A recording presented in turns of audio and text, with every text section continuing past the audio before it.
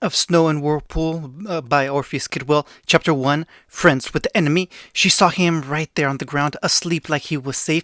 Yuki Haku, dressed in a pink kimono and her choker around her neck, was confused on what to do as she looked at the prone form of one of the genin that helped that Kakashi Teme harm Zabuza-sama. She was just out gathering herbs to heal her master and comes to find one of her master's enemies asleep, and she has no senbon. What is she supposed to do? Before she knew it, the ice user found herself above him, and she knew she was prepared to strangle the blonde. His hair was set in spikes held back by a Konoha headband. His face was tan with three whisker-like marks on each cheek. He was dressed in a black shirt and ample pants, black fingerless gloves, and a trench coat that looked to be holding at the very least 7 scrolls. There was a ninja pouch on his left hip and another right below it, and his ankles and feet were wrapped in bandages while he wore jet black sandals. He was dressed completely for stealth.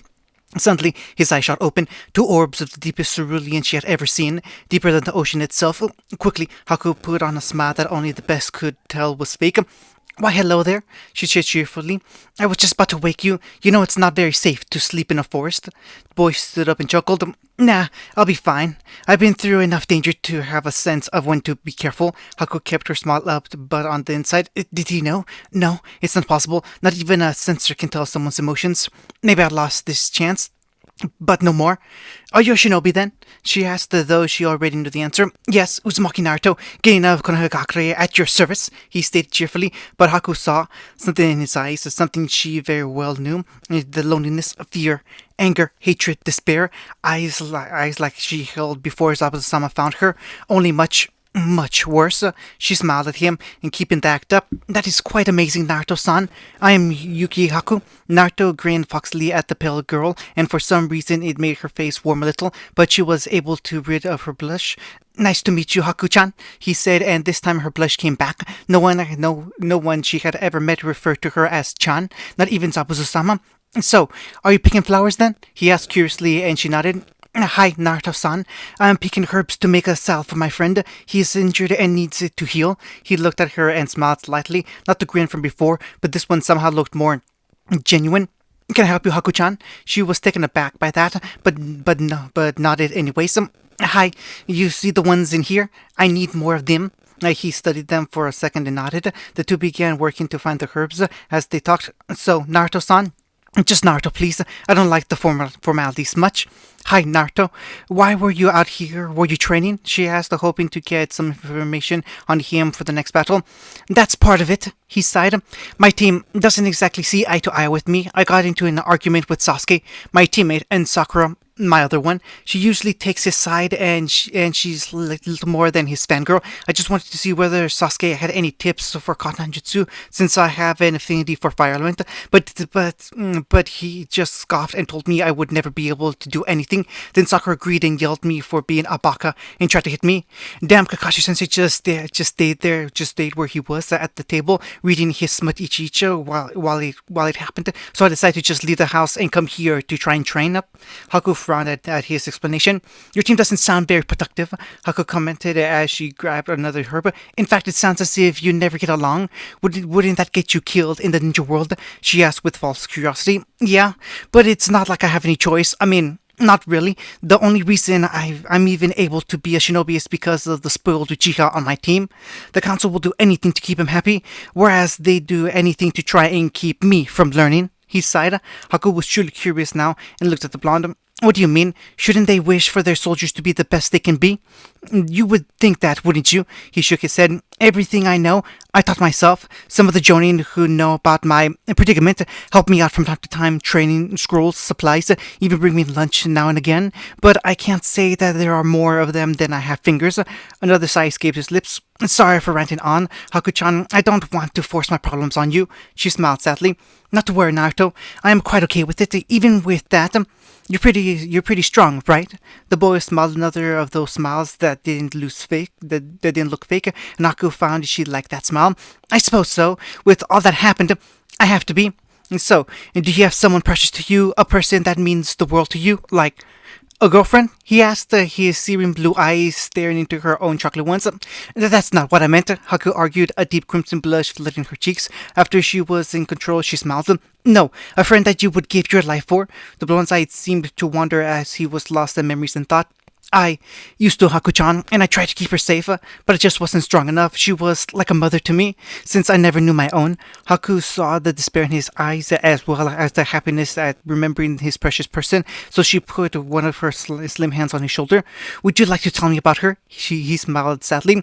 My own mother, a great kunoichi known as Uzumaki Kushina, died the day I was born. From stories I've heard, she was as strong as the Yondem Hokage, Namikaze Minato, the Yellow Flash, and became known as the Red Death, the Konoha no Akashi. She was exceptionally strong with her genius in seals, her chakra chains, her kenjutsu style, and her affinity for Sutan surpassing even that of the Nandem Hokage, who could pull water right from the air.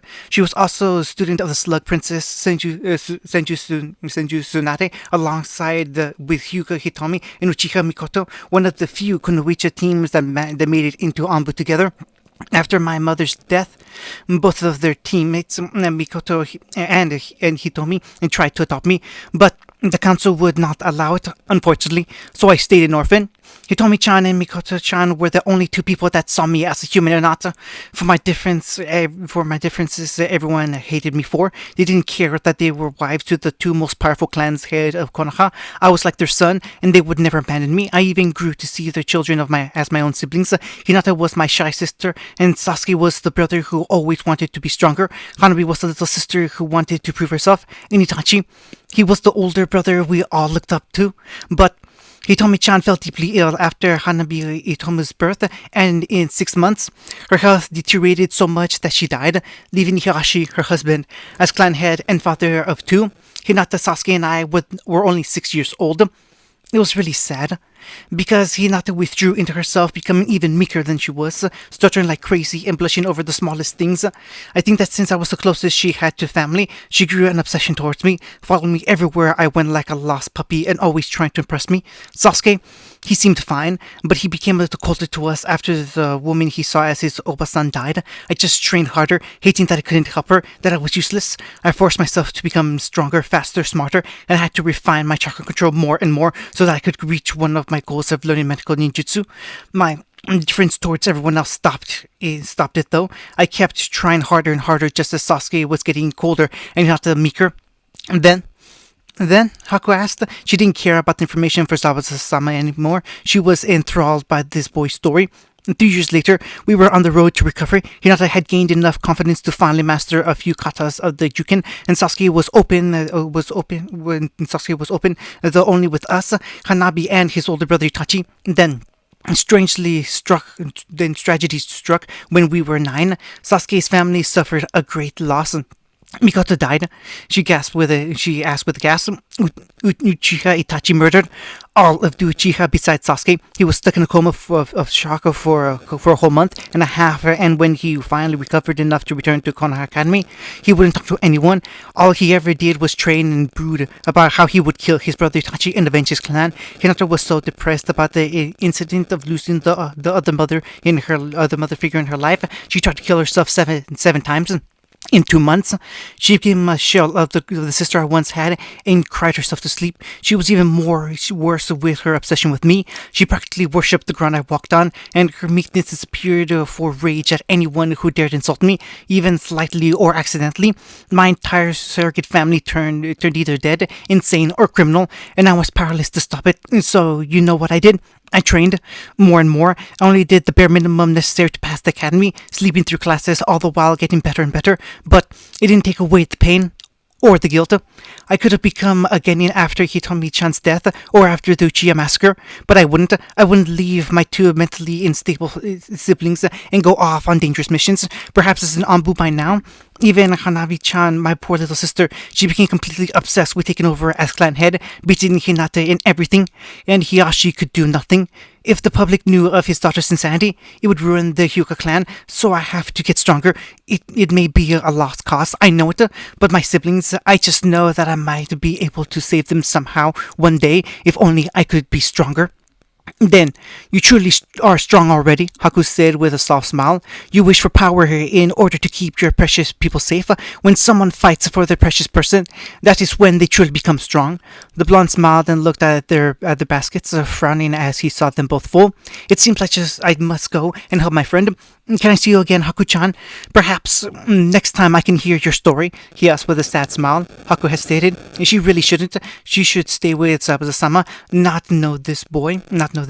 She should have just said no, should have apologized and made up a story about this being the only day she would be here. Maybe her friend was a traveling merchant or something. Hi, I would like that, Naruto-kun, she said with a smile before walking off, a light blush on her cheeks at the thought of the boy, the cute boy with a past just as bad as hers. Maybe she really would talk to him again, but first, I'm coming to help you, Sabuza-sama. Uzumaki Naruto smiled to himself as he watched Taku leave the forest grove that he was in, carrying her basket away with the cute blush as she exited. When she was out of sight, he frowned.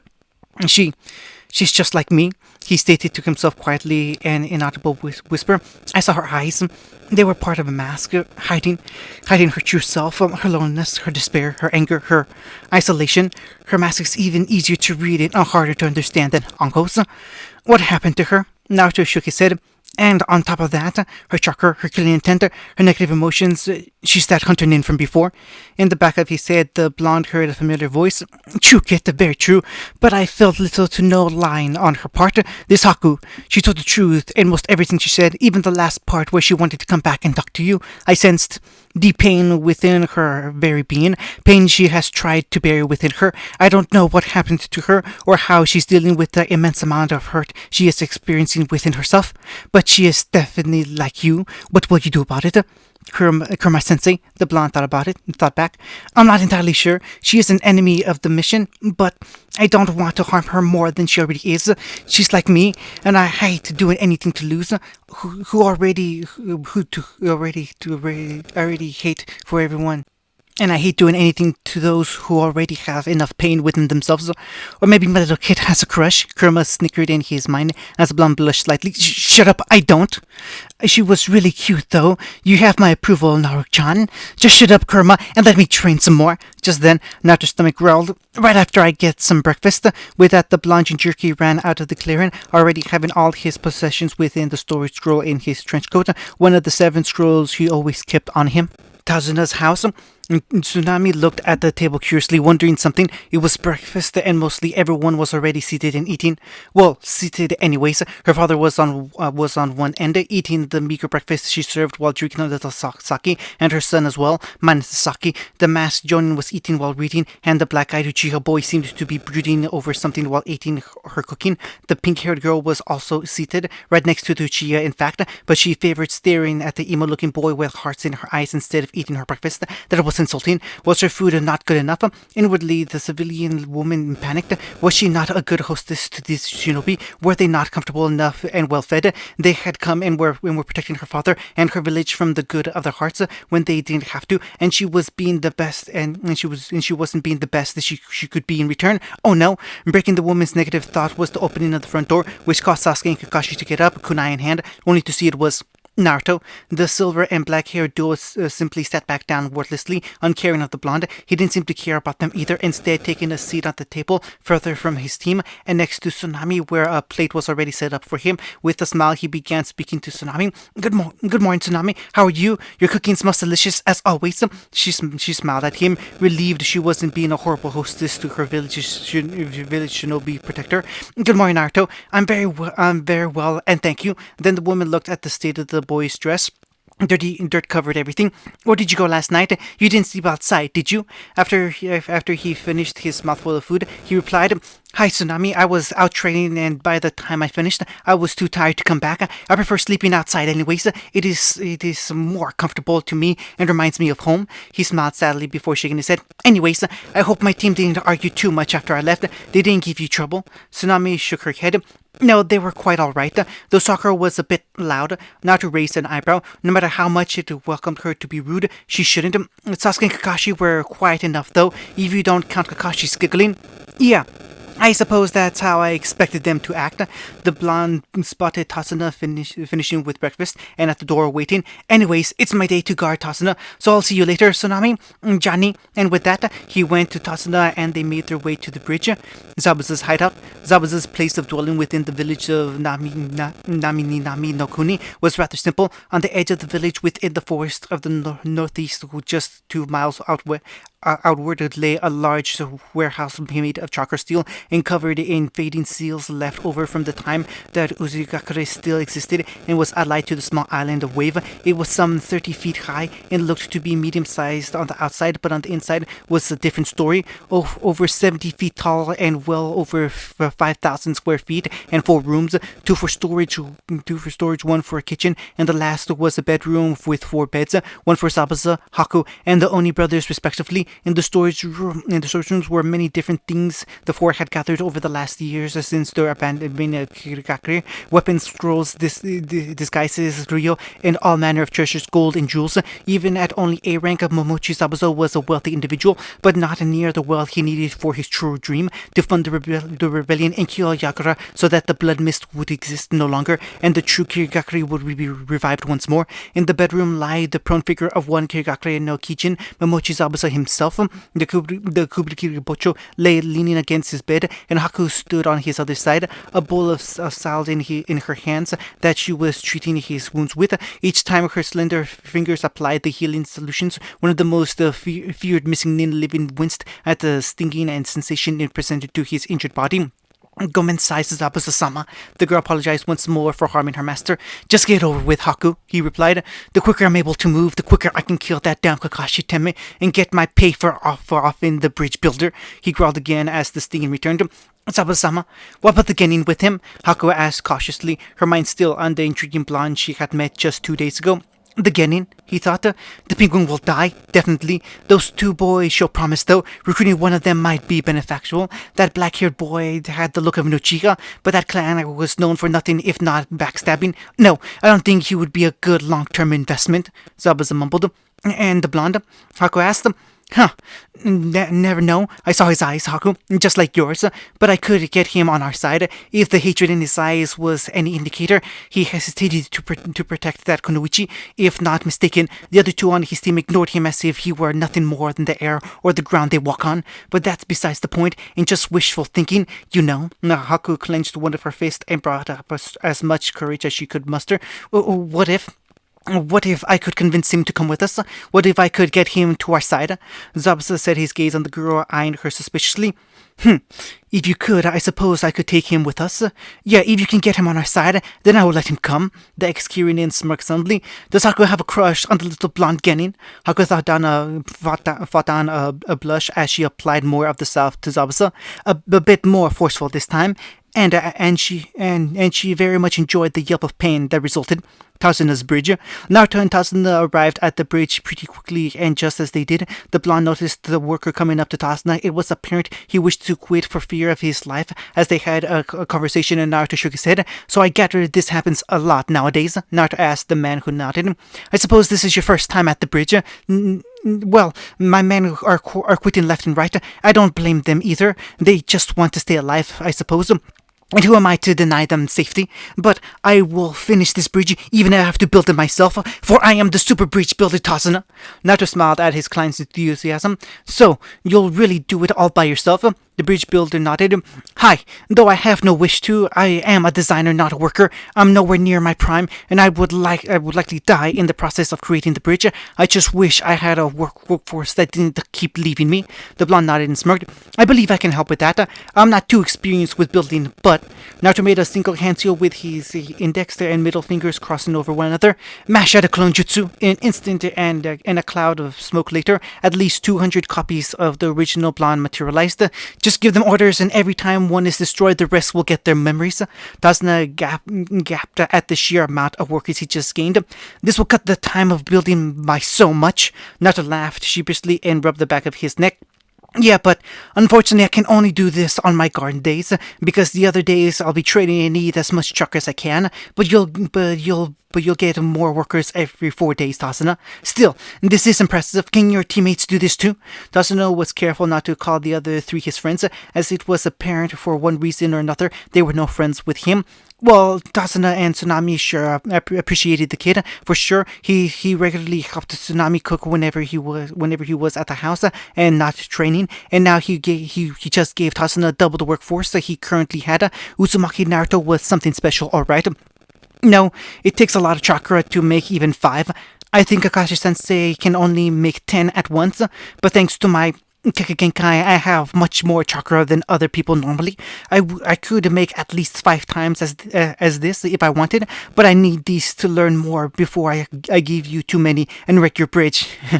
The builder nodded and began doling out orders as the blonde stood to the side, keeping an eye on all of the things going on. The workers were working hard, but there seemed to be a sense of foreboding with them, and an imminent doom they were preparing for, or at least preparing for. He could feel their fear and despair, constant and looming through the negative emotion sense granted to him through being the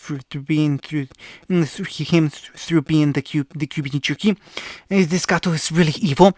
He deserves to die for all that he is putting these people through, all for greed too. He merely wishes to have more money, and with its power, so he does all this. So he does all his power to make sure Nami is in his vice-like grip, unable to become independent, unable to do anything for themselves whatsoever. And this is why greed is one of the 7 deadly sins of the Western land's primary religion. If those books I borrowed from the Konoha library is any indication, greed is a deadly thing to any ailed by it, and any who are victims to its evil. Ever philosophical, aren't you, Kit? Yes, greed does do this to you, Ningen. It is most unfortunate, really. So much potential in your race to achieve things not even Akuma, Yama, Kami, or Shinigami can do, all wasted on the sins of the few in power. Greed, pride, guilt, gluttony, wrath, lust, envy, sloth. The true power of demons relies not on that of our chakra, or our yokai, or of our knowledge, or our size. It remains tempting those with a small seed of darkness in them into going down one of these 7 paths. It is a game of speech, not power, and one all Biju as well as the lesser demons have mastered over centuries of psychological games. Looks like my lessons with you have really paid off. You're thinking like a fox now, Kit. Should I be worried you approve? Wouldn't matter anyways. You're one of my few friends, Kurama Sensei. Ever since you healed me on my 5th birthday when we struck that deal. Yes, I grant you a few abilities of the Yoko and teach you, and in exchange, you give me access to your senses and keep me entertained with fights and tricking Konoha. Those pranks you pull are very fox-like, painting the Hokage monument in broad daylight on the very day of your graduation exam and outrunning all the Anbu. Very much a kitsune if I ever saw one. And very good for my training, you know. My stealth and speed have increased dramatically ever since I began my pranks, and it also got me a few of the other jutsu in my storage scrolls. Yes. Why have you yet to look at the one you got from? Not yet, Sensei. I won't be like so many of the Hyuga and Uchiha before Nissan killed them anyways, and rely on one thing passed to me. My skills will be my own. Plus, I probably didn't even get my Kasan's Genkai, you know? Yes, Kushina-chan was really special, but you'll find your own way, Naruto. I believe in you. Thanks, Kurama-sensei. I just hope I don't screw it all up. Team 7, Kakashi eyed his 2 remaining students. Well, 1, Sakura never did anything productive besides staying out of the way. He would have to fix that sometime soon. They had already finished tree walking way ahead of schedule. Sakura could at least do that, though she needed to increase her chakra reserve. Sasuke had worked to the ground getting the exercise finished once he found out that Naruto could do it. That certainly had been a surprise. Just what could he do now that he thought of it? Kakashi had never seen him not training, yet his grades at the academy were trash. The file said Instead, he slept through the classes on a regular basis, even more so than Shikamaru. What was going on? He had no clan, no tutor, and just a little help from a sympathetic Chunin, Jonin, or Anbu every now and then to give him the one tip he needed to move on. It was eerie how powerful he was for Genin anyways. Not that him or Itachi hadn't been so strong at such a rank, but Naruto was the exact age a Genin should be, and yet he could probably take on all of the current Konoha Genin, and probably even an experienced Chunin. The boy could already use some low-level Futon Jutsu, dispel Genjutsu, make solid clones, and knew the Hokage's own Shadow Shuriken clone jutsu rather effectively. Plus, he had his chakra control refined to a level that allowed him to fight on water, a skill most Chunin had trouble with until they were experienced. And then there were those scrolls he kept with him always. He had been reading one just last week, and Kakashi saw Sasuke try to get it, only to fall to his knees in immense pain as soon as he touched it. Then the blonde had proceeded to scold the Uchiha hair about not thinking before he acted. He had explained to him about how all of his scrolls were protected by seals that would repel any chakra-based attacks, protecting against the sharpest steel, were fireproof, and even could harm someone with either a nasty shock, a cutting blade of wind, or an immense burn if anyone that did not hold his chakra touched them. Sakura had proceeded to ask why couldn't he do that, and the blonde's answer was quite simple. Well, Sakura, if Uchiha had bothered to remember about my heritage instead of blindly following the short-term path to more power so he could kill Itachi Nissan, then he would remember that us Uzumaki have Funjutsu in our blood. Oh, almost Genkai, you could say. Seals are second nature to me by now. How do you know? He should remember that next time he tries to take anything from me. Kakashi may not be the best with Funjutsu, but even he knew that those seals were at least level 6 or 7 alone, not even counting being able to cross them into one seal and then including a storage scroll on each one. That had to be high-level complex stuff, but only Jiraiya and the Sandame had such skill of those things, and Kakashi doubted they could even do such a thing. Only Kushina and Minato Sensei were really that good. Perhaps Naruto had inherited the skill of 2 Funjutsu masters from his parents. The silver-haired Jonin shook his thoughts away as he saw Sakura prepare to cast a jutsu. Kakashi had promised to teach the Uchiha Genin a new katan technique if he could finish a tree climbing in less than a week. He did it in 2 days. Fire style, great fire hound jutsu. He opened his mouth and spread forth a stream of orange fire that slowly began to swirl and shape itself into the rough shape of a canine before exploding outwards and throwing Sasuke back. His body littered in a few first-degree burns that would heal in no time. Sasuke-kun! Sakura ran to the fallen Genin and crouched next to him. Are you okay, Sasuke-kun? Get away from him. Get away from me, he emotionally responded as he stood up and caught his breath with struggle. What did I do wrong, Kakashi-sensei? He demanded to know. Well, you used too much chakra that time. Didn't I tell you already? Too much chakra and it will explode. Too little and it'll burn out. Fire is the hardest element to manipulate the shape of. Sasuke, didn't you learn that already? Adaptable water is the easiest, followed by flowing wind. A steady earth will shape to your will, and lightning conducts through the right materials. But fire is raging and only calm can control it. Sasuke frowned. Fine, I'll use less chakra this time. He got back up, ready to try again, and Kashi's eyes smiled as this time he used too little and the technique dispersed in seconds. The Jonin sensei of Team 7 then leaned against a tree, opening his ichi-icha as Sasuke continued to try and continue to get burned and giggled perversely. Such naughty girls you are, Nagata-chan and Yahi-chan, and such a lucky boy you are, Kona. Now I want to go to the village hidden in monsoons. If only it existed. Naruto's training grove. Later that day, Nine-Tail Shadow Clone Jutsu.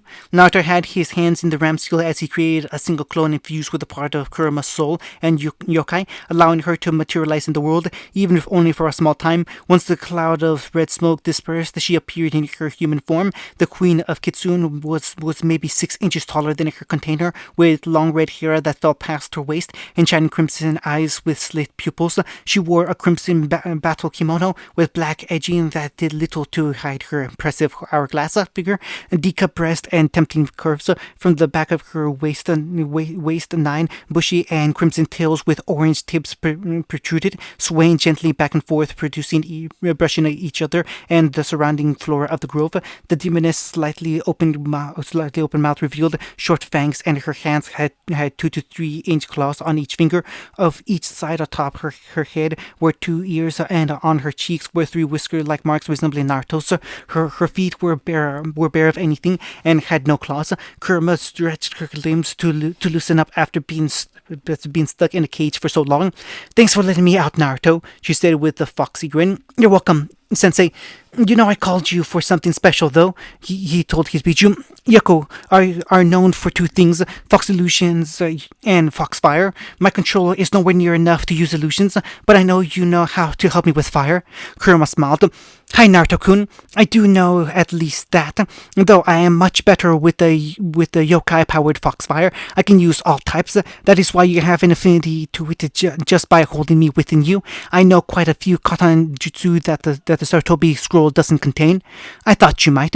Hi, I know. Now let's see about teaching you, Ni. You will need to first begin on your fire nature manipulation, just as Asuma showed you that with wind nature chakra. You must cut a leaf with only your chakra. Fire nature chakra can be trained by setting things alight. One of her foxtail grasped a dead stick from a tree and tossed it to Naruto, who caught it. The trick to training your fire affinity is to raise the temperature of your chakra enough to actually set the oxygen in the air on fire. The simplest way to take your first step is to heat up this stick with chakra by moving it faster and faster through the stick itself. The first lesson is to actually light the stick. I will give you the next exercise when you can accomplish lighting it on fire within 5 seconds. That will put your fire manipulation up to C rank, enough to teach you your first technique. Hi, Sensei. Naruto nodded. Good. As you know, our mental link is still active even while I'm a clone, so just contact me through there if you have trouble or are ready to move on, and I'll simply look through your eyes to see. Where are you going, Kurama-sensei? The blonde asked curiously. I have an errand to do here in Nami. It's just a hunch I've had for the longest time. If I am right, then you will thank me. Until then, train and practice makes perfect. And Kurama's grin was the last thing Naruto saw as she disappeared in a swirl of purple foxfire. Well, may as well get started, and with that, Naruto attempted to push his chakra into the stick faster and faster and set it on fire, only for it to explode into splinters. Too much chakra. This could take a while. Gato Corporation, Nami HQ. In a swirl of purple flames, Kurama appeared on the side of a large building of marble. It looked at least 5 stories tall, and she could feel, at the very least, the 60 signatures in and around the building. So it looks like Gato is on the top floor, and one other chakra signature is up there, presumably his secretary. A few others on the 4th and 3rd floors, and the rest are obviously hired thugs to act as bodyguards by the emotions they're emitting. This will be too easy. He should have hired at least a few missing nin for protection. Fox illusion, false shadow. Her form suddenly was wrapped in a cloak of surrounding shadows, giving off the illusion of her becoming invisible. This was the simplest and lowest rank of all the invisibility fox illusions, and perfect to infiltrate this place. She used a bit of demonic chakra then to stick to the wall, slowly crawling upwards to the top with the cloak of shadows concealing her form from all. She passed over the first 4 floors easily, seeing nothing interesting for her or her kit, but on the very top floor, she cursed silently. Just as she thought, Gato was inside his office as well as his secretary. She was a relatively plain woman of mid-40s, by her look, with brown eyes, lightly tanned skin, streaks of gray in her brown hair, which was set in a single bun at the back of her head, and wore a blue kimono with a light blue of the edges. It looked like they were talking, so being a curious fox, Kurama performed a few hand seals, activating one of her secret Kikigenkai she had acquired over her long life. Makiko Sharingan, Kamui. Red eyes showed the 3 black toes that quickly spun into the shape of a 4-armed star as she faced through the wall in front of her, still invisible. She smirked to herself. I love those Ninkin bloodlines. DNA is just so fun to play with, and so easy to manipulate if you know how. Although Shinobi and Kunoichi and my experiments were well worth the sacrifices, it's just too bad I was captured by Mito before I could reform Oto-sama's abilities. and then them Orochimaru finding all my research and using it for himself. I swear I'll kill him if I ever see him. She shook her thoughts away though and paid attention to the conversation, keeping her regular Sharingan active so she could memorize it. He should be all healed up in 2 weeks, the secretary stated, and then I believe Zabuza and Kakashi will in fact fight on Zabuza's own chosen battlefield. If my guess is correct, she continued. Yes, that's perfect. By then the rest of the bandits I hired will have made it here in Nami. After the battle is finished, regardless of the victory, I will make sure they kill the ninja, all of them. After that is all finished, then Nami will be under my complete control. He chuckled to himself, then stopped. Tsuki, is there really an Uzumaki among the Konoha ninja? She nodded. Hi, Kato-sama, she stated. If the reports from your spies in Nami are to be trusted, there is. Even if he has blonde hair and blue eyes, unlike most Uzumaki, he shows to have great amounts of chakra, one of the signs of the Uzumaki Kenkai. It is no coincidence. I think Zabu's apprentice too. She is Yuki. There is no possible way they know that what I have in my vault. Is there? They were expensive enough off the black market, you know. The Fuyu no Daikama and the Uzumaki scroll cost a fortune. I thought both clans were dead. That's the only reason I bought them. If I had bought that Hyuga scroll from the Byakugan wielder in Taki or Terumi Hya's staff off my contact in Iwa, I just know I would have either clan on me in months. Hi, Gato-sama. I don't believe they know yet, but perhaps it would be safe to double the mercenaries in case. I'm not sure it would be a good idea to leave your most prized possessions unguarded, just in case they survive the battle. Gato nodded from his chair. You're right. Tsuki hired that second camp we know of, just in case. That should bring our numbers past 700. Easy enough to stop any getting. Hi, Gato-sama. I will send a message immediately. And she bowed her head before dashing off to fulfill her employer's orders. As the red-haired Yoko in human form looked at the short man and thought, her eyes closed in concentration. This information. Just what should I do with it? The scroll? I absolutely must get it for Naruto, but the scythe, I know of it. It will freeze anyone without Yuki DNA from the inside out. A very painful and effective defense mechanism. Gato probably had to transport it in some sort of high-graded chakra draining container. This trip will be even more productive than I imagined. The possibilities, they are great. Gato never even noticed the sudden disappearance of a patch of shadow in his office as one of the nine-tailed Yoko disappeared without a single trace elsewhere. With Haku made her way through the village of Nami, dressed in her civilian clothes once more as she headed to where she hoped Naruto would be, in that same grove as last time. Her thoughts had been occupied with only him since yesterday. He was an enigma. He seemed so cheerful, but she had seen his eyes more than once throughout the entire morning that he helped her. She caught that look in his eyes, the same look as hers. That look of loneliness, the loneliness which can only be brought by the voluntary shunning of others, by being persecuted for something out of your control, by being hunted simply because of what you hold, without anyone's regard for who you are. The look that she held her entire time in Kiri after her parents died, Kasan by Aotan's hands, and Taosan by my own. She shook that thought away. Long ago, Zabuza-sama had taught her to stay away from those thoughts, lest she go insane. To this day, her Taosan was the only kill on her hands, even with being by Zabuza-sama's side all these years.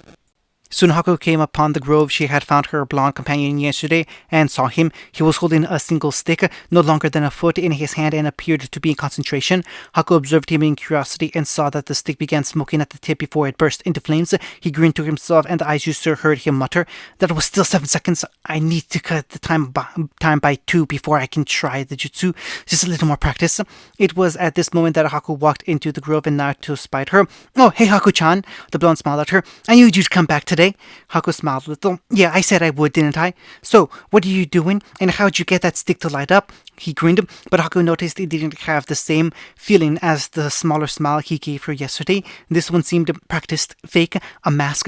"Well, I got my sensei to tell me how training in fire nature manipulation," he stated. I'm supposed to light this stick on fire with my chakra in 5 seconds, and then she'll teach me a katanjutsu." Is she? Haku asked. But isn't the only journey that came with you a man? She asked. Naruto smiled before sitting on the grass, motioning for Haku to do the same, so she sat across from him. Yeah, I don't really think of Kakashi as my sensei, though. He hasn't taught me anything I know. Well, I suppose he did give me a small tip when I was 9 on how to train my speed, but I only have one true sensei. She taught me everything I know for the most part, besides my abilities with futon manipulation and ninjutsu. So Haku, how's Zabuza doing? The girl started at that, looked at Naruto with wide eyes. He smiled at that true smile of his then, the one that made her heart speed just a little for some reason. Who's Zabuza? She asked in a somewhat convincing tone. Please don't lie, Haku. The Kunoichi noted the lack of chan and bothered her more than it should have. I won't tell my team about him, even if I'm sure that Kakashi already suspects Zabuza still lives. I can tell he's special to you, and you know, out of everyone I've met, you're the closest thing to a friend I have, right? My family is destroyed, my village despises me, and the adults who don't try to assault, poison, or otherwise harm me either act as if I don't even exist, or only talk to me for about 5 minutes before leaving me alone for weeks at a time.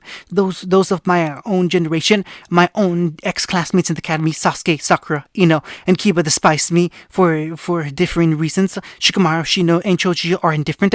Hinata is half obsessed stalker and half insane bodyguard. It is quite sad, you know, that a girl I only just met treats me better than my entire village, and she is my supposed enemy. I also saw my pain in your own eyes. The loneliness, it hurts, right? Everyone either ignoring you or attempting to kill you. You have a bloodline, don't you? Is that why you have had to leave here with Zabuza? Haku suddenly found the ground interesting. Yes, I have the ice release Kekigenkai of the Yuki clan. I am the last member as far as I know. You see, my mother was also Yuki, and she held the bloodline herself, but my father, he never even knew. When I was 8, I first discovered my Kekigenkai and showed my Katsan, and she told me to never do it again. But I didn't listen. Haku could feel tears gather in her eyes, but ignored it. Instead, I used it in secret and tried to get better, and I did, but someone saw me without my knowing. One of Yakura's avid supporters, my own father, he knew he was just a normal civilian, so he assumed he came from my Kasan. What happened, Haku-chan? Naruto asked the girl after she stopped talking for a few moments.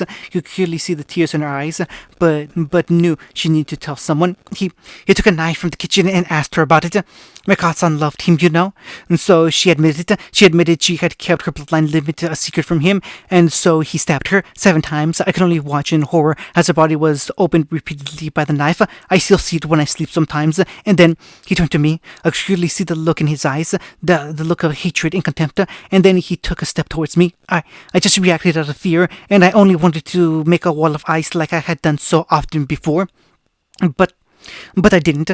My screams turned into mist, a mist that was just so cold. It wouldn't affect me, and it didn't affect my mother's corpse either, because the Yuki, we have a special body. Our bodies are colder than others. That's why we can produce ice out of nothing, by creating winds that are so cold they breathe water in the air. But Tao-san, he wasn't like that. The mist, it froze him solid into a statue of ice. Her tears were flowing free now. I don't know what happened next, except that as soon as I touched him, the ice shattered. My Tao-san was 1,000 shards then, and I couldn't do anything about it. The brown-eyed Kunoichi found herself crying into the shoulder of a boy her age she had only known for a day, and she didn't care. She had been holding it in for years. She needed to cry. Naruto rubbed Haku's back and stroked his hair, whispering words of comfort to the troubled Kunoichi. He knew just how important it was to let out your emotions. If he didn't have Kurama to comfort him throughout his life, who knows what would have happened to by now. She didn't stop crying for over 2 hours, but the jerky didn't mind one bit, and instead simply held her. When she stopped, she didn't move, and he felt he should talk. Haku-chan, let me tell you a story of something that happened to me. Flashback. Hyuga Hitami and Uchiha Mikoto smiled at each other as they watched the trio of Hinata, Naruto, and Sasuke playing in one of the fields in the Uchiha compound.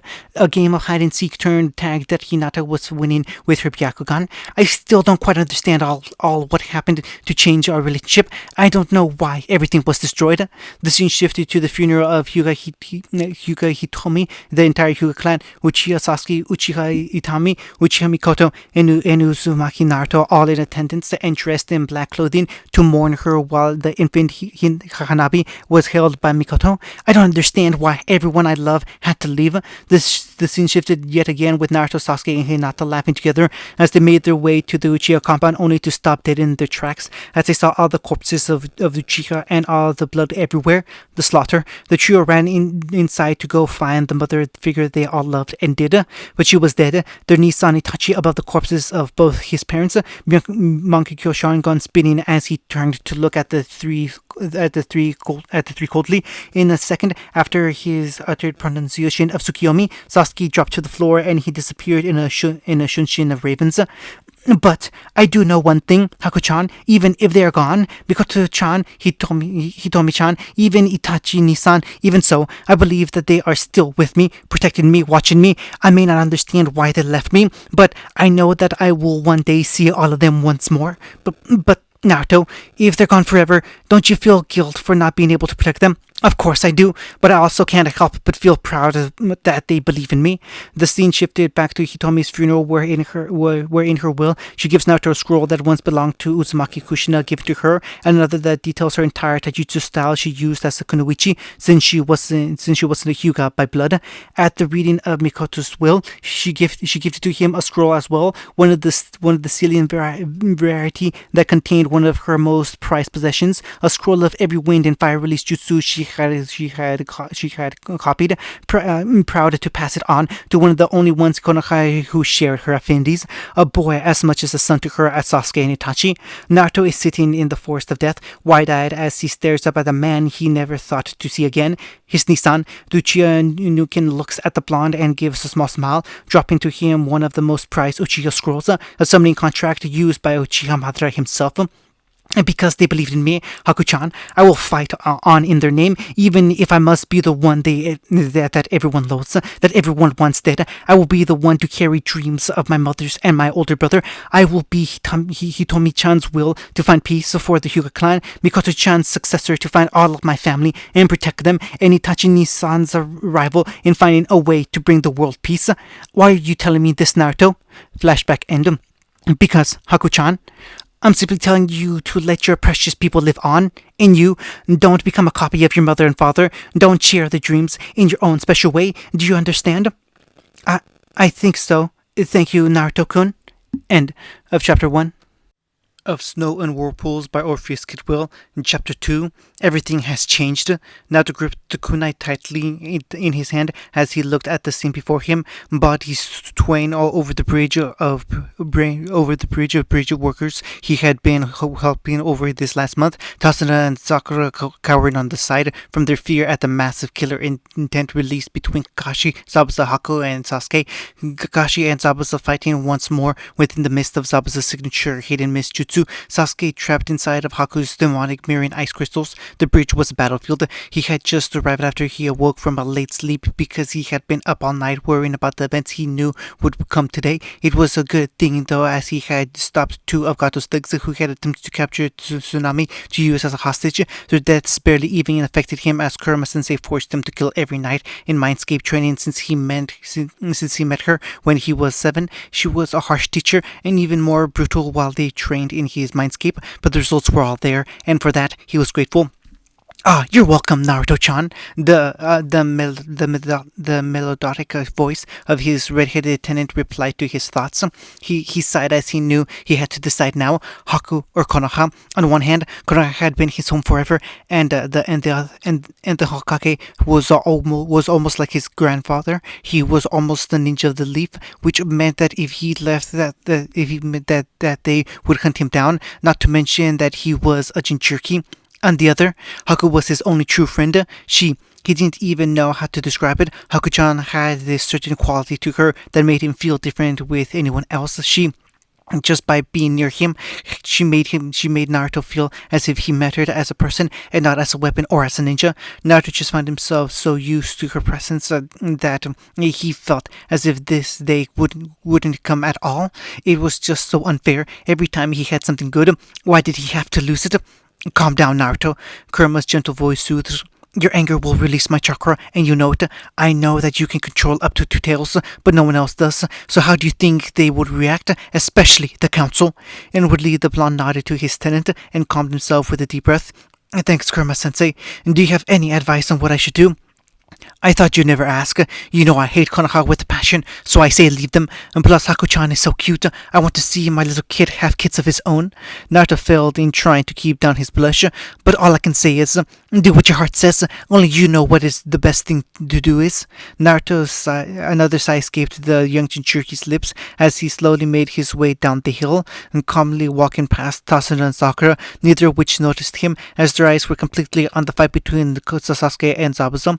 Kakashi and Zabuza. Naruto walked straight to the assortment of 21 ice mirrors that he knew was Haku's ultimate ninjutsu. Inside, he saw Sasuke breathing hard, Sharingan active, and covered in needles all over his body. He finally activated that dojutsu you wanted so much. You finally have, Sasuke.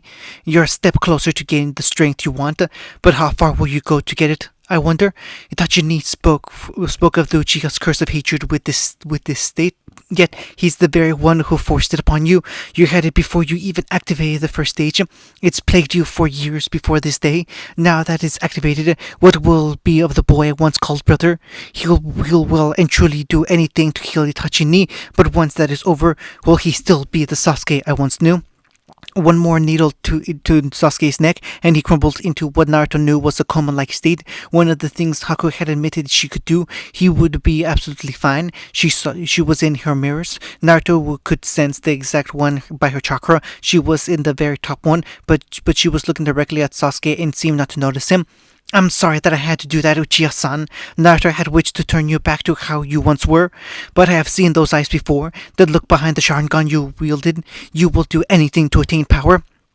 "Haku-chan." The girl suddenly went rigid and looked around from her top mirror and gasped as soon as Naruto stepped within the jutsu. "You are right. My brother is like that. He has had the Uchiha clan's curse of hatred for a long time. He will do anything to get vengeance on Nissan. I will not allow that. But I can't kill him either. It is not in me. I still see him as my brother, and I would sooner kill myself than slay my family."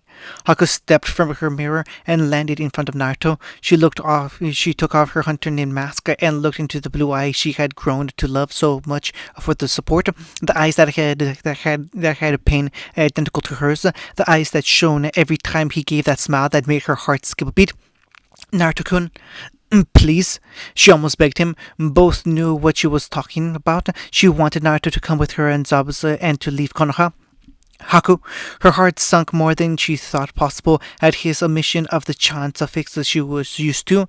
"I don't have an answer for you." He turned his head away, a frown on his lips. I want to go with you and Zabuza. I really do, but I don't want you in danger. If I leave, the Konoha will chase after me. They will come after me until I'm either caught or killed, and they'll either go through you or use you as a hostage to get to me. How could I ever do that to that and live with myself? How could I ever put my last precious person in danger and be so selfish? "Naruto-kun." Haku had her hand over her mouth and a tear in her eye before she wrapped her arms around him, hugging him from behind. "Please come with me. I will protect you from Konoha. I will become stronger than either Hokage if it means you'll be by my side. And if you leave my side, I will always be my empty side. Zabuza is my master, and I love him as much. But Naruto, you're also my precious person. Please, don't leave my side." Her tears had begun to leak into his shirt, and the blonde's own tears gathered in his eyes, threatening to spill. His strength was fading. He knew he would give in. "Why am I causing her so much pain? How could I do such a thing? Not to Haku-chan. She is my most precious person, the only one I have left." Naruto turned around and looked Haku in the eyes. He was just about to speak when suddenly the sound of chirping birds filled the air, and both of their eyes widened in an instant. Haku had disappeared, and Naruto was right behind her. With the joining, moments before, Kakashi smoked under his mask as his dog summons had bitten and trapped Zabuza, rendering him completely immobile. He performed quick hand seals. "This is the end for you, Zabuza. Lightning blade!" His hand was surrounded by visible lightning chakra, and he rushed straight for the missing nin, knowing there was no way he could dodge the technique as his speed increased.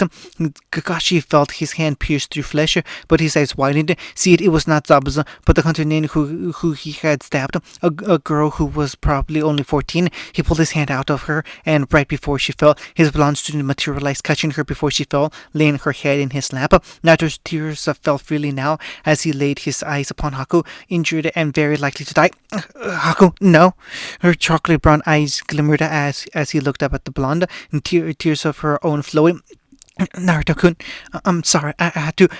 I'm still just I was a stool. No, Haku-chan, why? I was gonna say yes. I was going to go. The pale girl smiled up at the blonde. I'm going to say, Naruto-kun. Her breath was short as she coughed up some blood. Please, don't leave my side. Naruto nodded shakily. Never. Kami, why? Why do I always have to lose my precious people? Why do all of them die? Kami, just let me save Haku-chan. I just want to save her, please. She's all I have left anymore. And Kurama sighed and felt very guilty as she continued to hear her student pleas and prayers. She knew a way, but it was so risky. Naruto, I can help. I can give you a way to heal Haku. You can save her, but it will change you forever. Just tell me, I don't care. Just tell me how to heal Haku-chan. He demanded by thought. Knowing Gyubi would hear him loud and clear, he could clearly hear Kurama sigh and felt her nod. You have to give me control of your body, and you'll need to use 2 tails of my chakra, and they won't regenerate for a long time. Done. Just do it.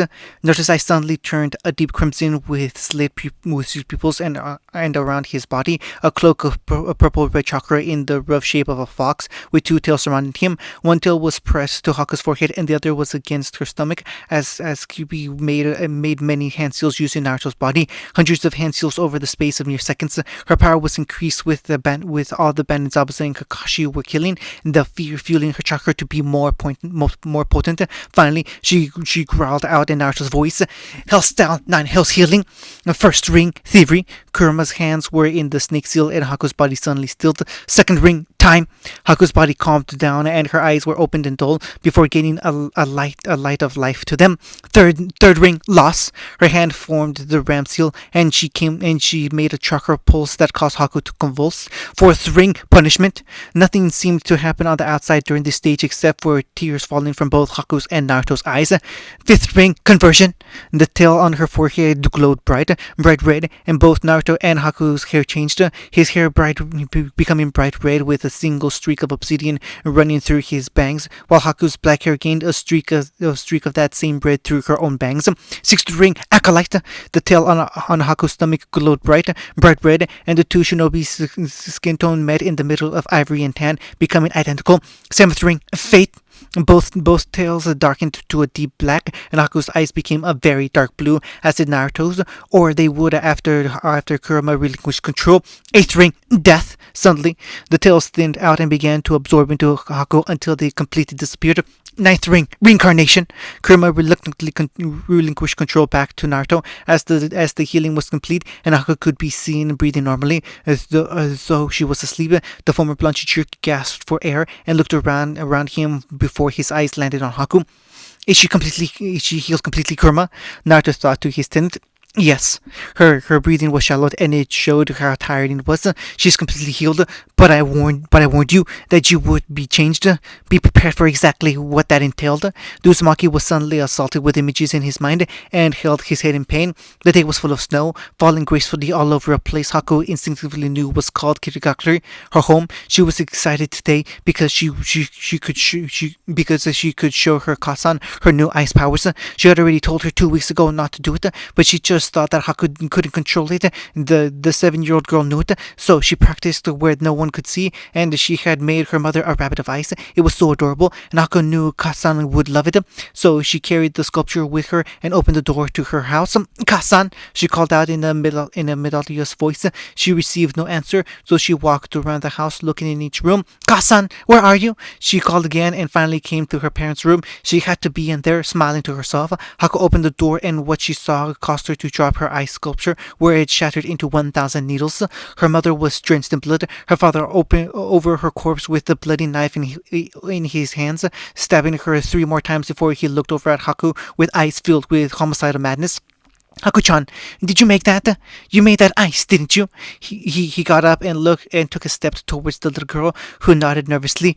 His grin was purely insane. Ice, you have a Genkai? I can't believe I had a demon spawn with Genkai slut, but I'll fix my mistake.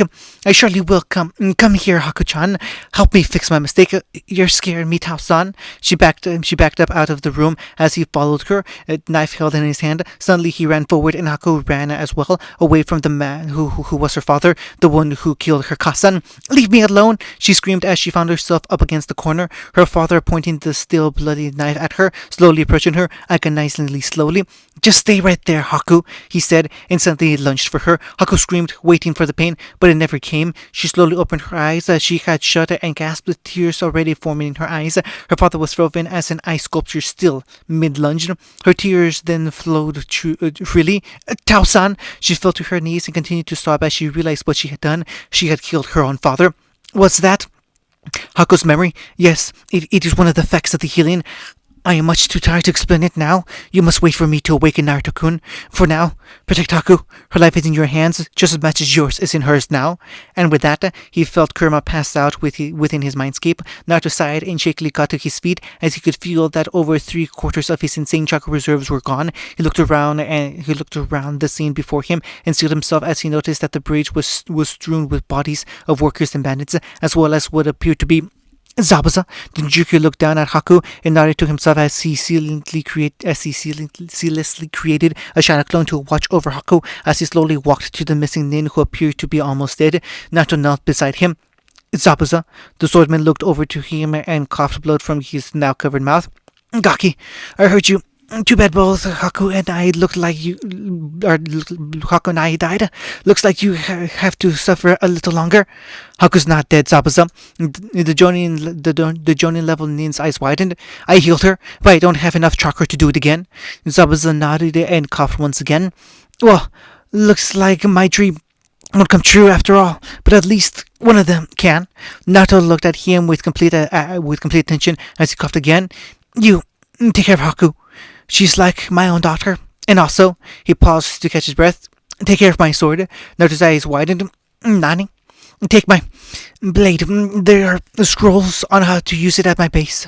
There are things that only Inuzumaki can do with the swords of the mist.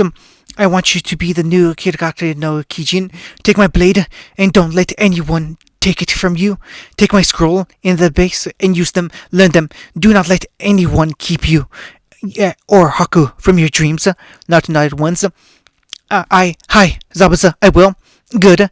He breathed in one last time before he looked at Naruto. One more thing. My bounty is rather large. Use it. That match Rio will come in handy for 2 kids on the run. Arigato, Zabuza, Naruto said and nodded once more, a tear falling from his eye at how generous Zabuza was being for him and Haku. Tell Haku, she made me proud. Shakenly, Zabuza took one final breath, and his eyes dulled until no life was left in them. Naruto stood and looked over to where he felt Kakashi's signature, seeing him and Sakura over the Uchiha. Naruto scowled. They don't even bother with me. Don't care what happened to me. I made the right choice. Without another thought, Naruto made another shadow clone who quickly sealed Zabuza's body in a scroll with Naruto himself, while Naruto himself grabbed Kubikiri Bocho and mentally ordered his other clone to bring Haku to him. He strapped the blade to his back, placed the scroll in his trench coat, and picked up Haku's bridal style. Pretend to be me, and once a day create a new shadow clone to take your place before dispelling. That should give me at least a few days head start. Go. The first Kagebunshin nodded while the original dispelled the second and disappeared in a swirl of wind to where he knew Zabuza's base was because of Haku's memories. He was free from Konoha, but his journey had just begun. He would have to fight to keep Haku safe from Konoha, but he would fight to his last breath to keep his promise to Haku. I will never leave your side, Haku-chan. I promise. And Inuzumaki never goes back on their word. Zabuza's hideout. 2 miles to the north of the village of Nami sat a steel warehouse 2 stories in height, with the only window being those on the second floor, the only light source into the large building.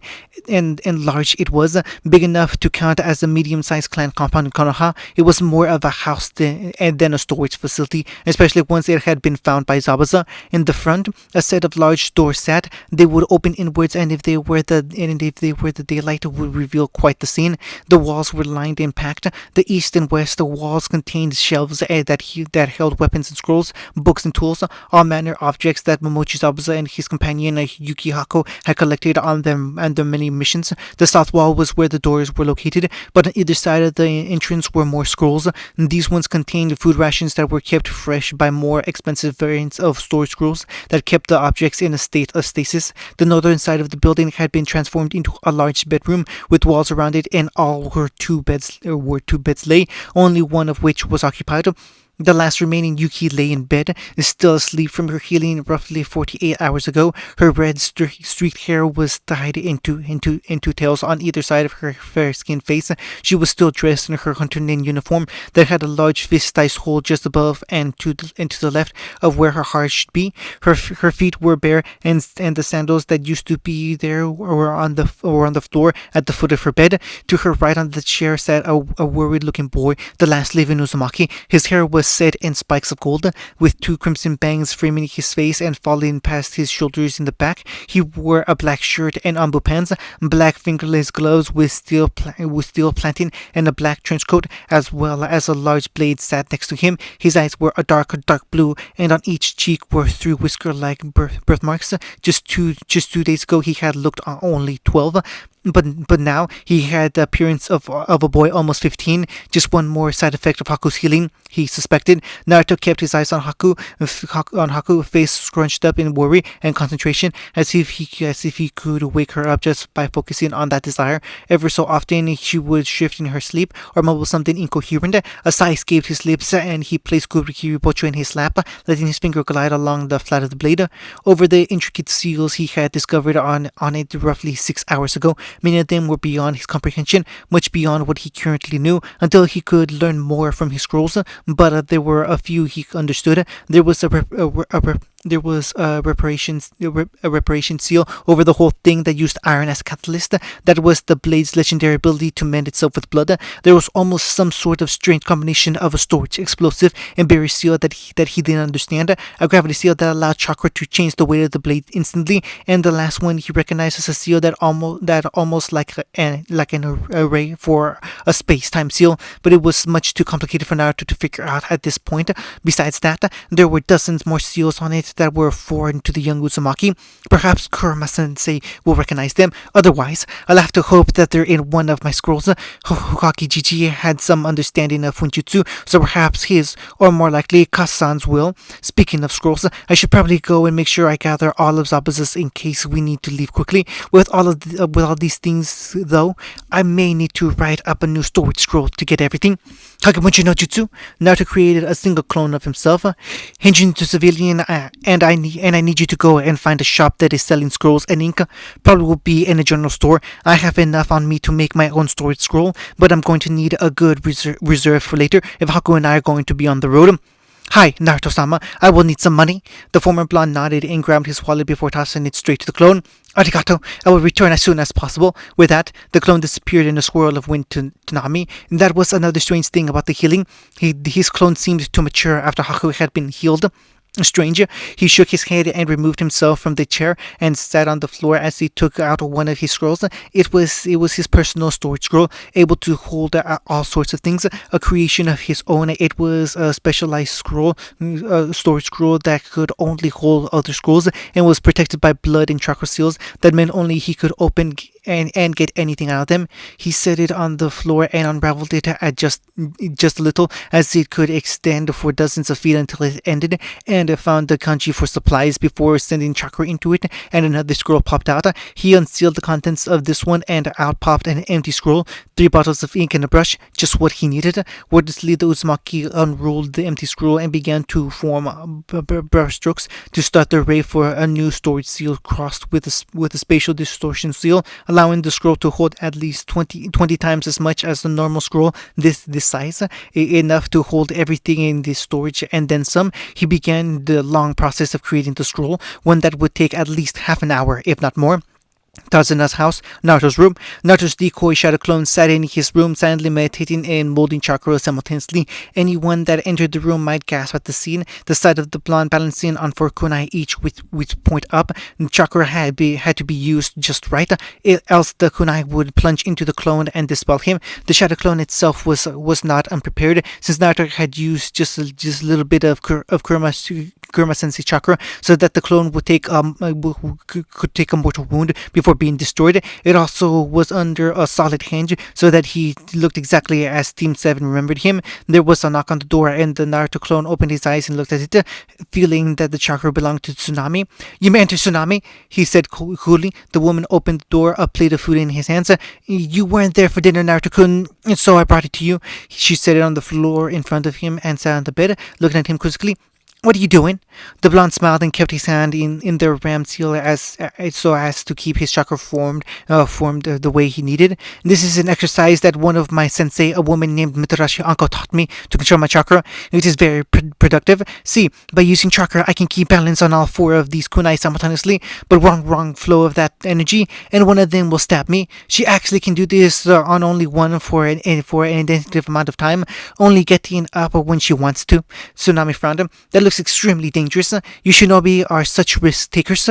But the real reason I came up here, Naruto, are you feeling quite alright?"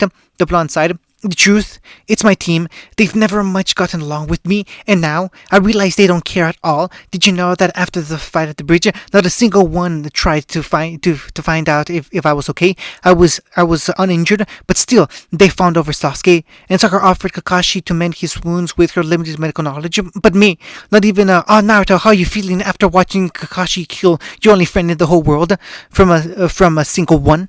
Tsunami gasped. What do you mean?"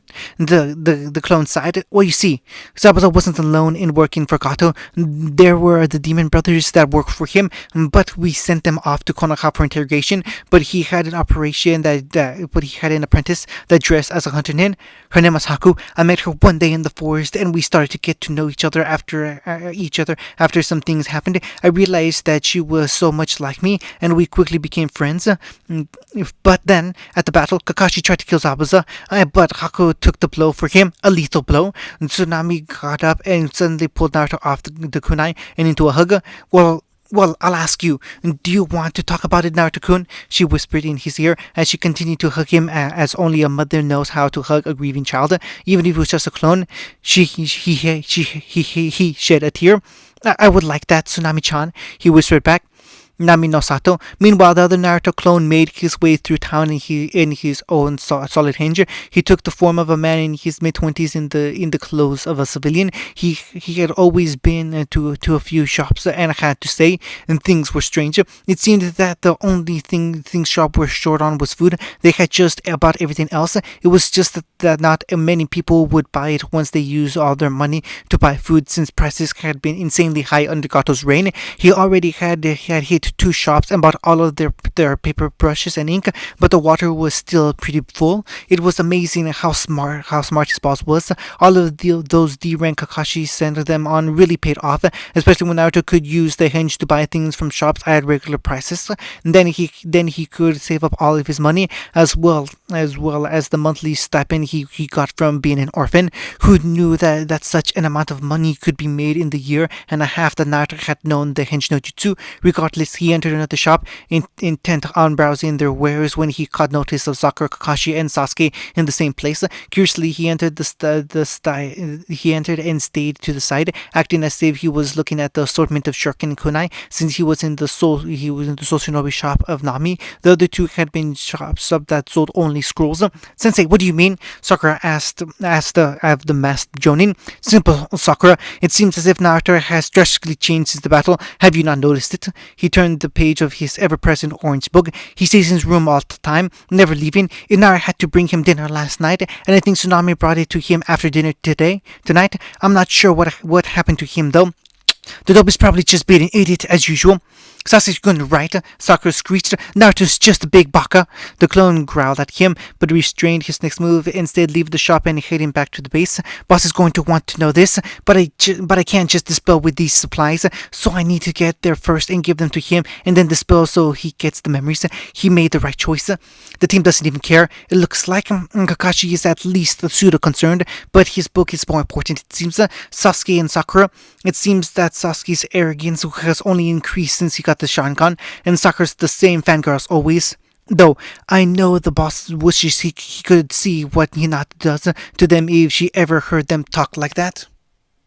The clone eventually exited Namino Sato and jumped through the trees to the warehouse, heading directly for his creator so that he could let him know what he heard. Warehouse. Later, Naruto grinned to himself as he eyed the scroll inside his faction. It's finished. A great job, if I say so myself. And I do. He had just finished his storage scroll and stood up, making a familiar cross hand seal and gathering chakra to form one of his most useful techniques. But he heard a soft voice call out to him. Naruto-kun. Immediately he let go of his chakra and was at Haku's side at a speed that would make the yellow flash green with envy. She saw that her chocolate brown eyes had turned the same color as his own, a very dark blue that shone like the sea. The Juki smiled softly at her. I'm here, Haku-chan. The girl smiled shakily back at him, reaching out and taking his hand in her own so that she could make out he was real. Where are we? She asked groggily, still weak from being brought back to life. We're in the base 2 miles north of Namino Sato. Sabasa told me that we would be safe here before he... Haku's eyes suddenly widened and she looked around the room before her eyes fell upon the cleaver-like blade of Kurikaribocho's gasp. Zabasa-sama, I couldn't have saved him. Naruto saw tears gather in her large eyes, and his heart clenched in pain. Hating to see her cry, so he acted on instinct. The boy lightly touched Haku's cheek, and she looked at him, saw his soft smile to her. He did die, but his last words to me, Haku, as he lay dying after killing all the bandits of Gatos, was that he was proud of his daughter. Proud of you, Haku-chan. Nani? She asked in disbelief. Zabasa, as he was bleeding to death, told me that he has always thought of you as his daughter, that you made him very proud. Haku's tears finally spilled, and she quietly sobbed, so Naruto wrapped her in a hug. Haku immediately latched onto her last precious person, crying into his shoulders and soaking his shirt. He gently rubbed her back with one hand and stroked her hair softly with the other. I'm here for you, Haku-chan. Cry all that you need to. I promise I will always be by your side. And I will never break that promise. Haku nodded into his shirt and wrapped her arms around his neck as she continued to let her pain out through tears, a process that would take hours to do. Tasuna's house, Naruto's room. How can you even be sane, Naruto-kun? Tsunami asked as tears were leaving her eyes at the story of the blonde clone had just told her. I'm not sure, Tsunami-chan, the blonde admitted. After I lost both my mother figures and my older brother, I'm not sure anyone would be okay. I've never been completely whole, but I realized something after Kakashi struck Kaku-chan with that dark hearing. Before or after the healing? Tsunami asked after already hearing everything. She even knew she was talking to a clone. Boss knew that he was going to probably leave Konoha before the battle, but after he saw that Kakashi went right for Sasuke to check on him instead of even noticing Boss, then he knew he was going to leave. I'm only telling you, Tsunami-chan, it's because the boss trusts you implicitly. You can't tell any of the Konoha nin, and Boss wants you to tell Nami that all of this after the Konoha nin leave tonight. If you don't, Tatsuna might make the mistake of forming trade agreements and alliances with Konoha on Nami's behalf. Can we trust you? The woman bit her lip in thought before nodding. Of course you can. You saved Naruto and I from those bandits, and of the Konoha shinobi. You've been the only one that anyone in their house likes. I will do this for you. She leaned forward and kissed the clone's cheek. Naruto Ototo.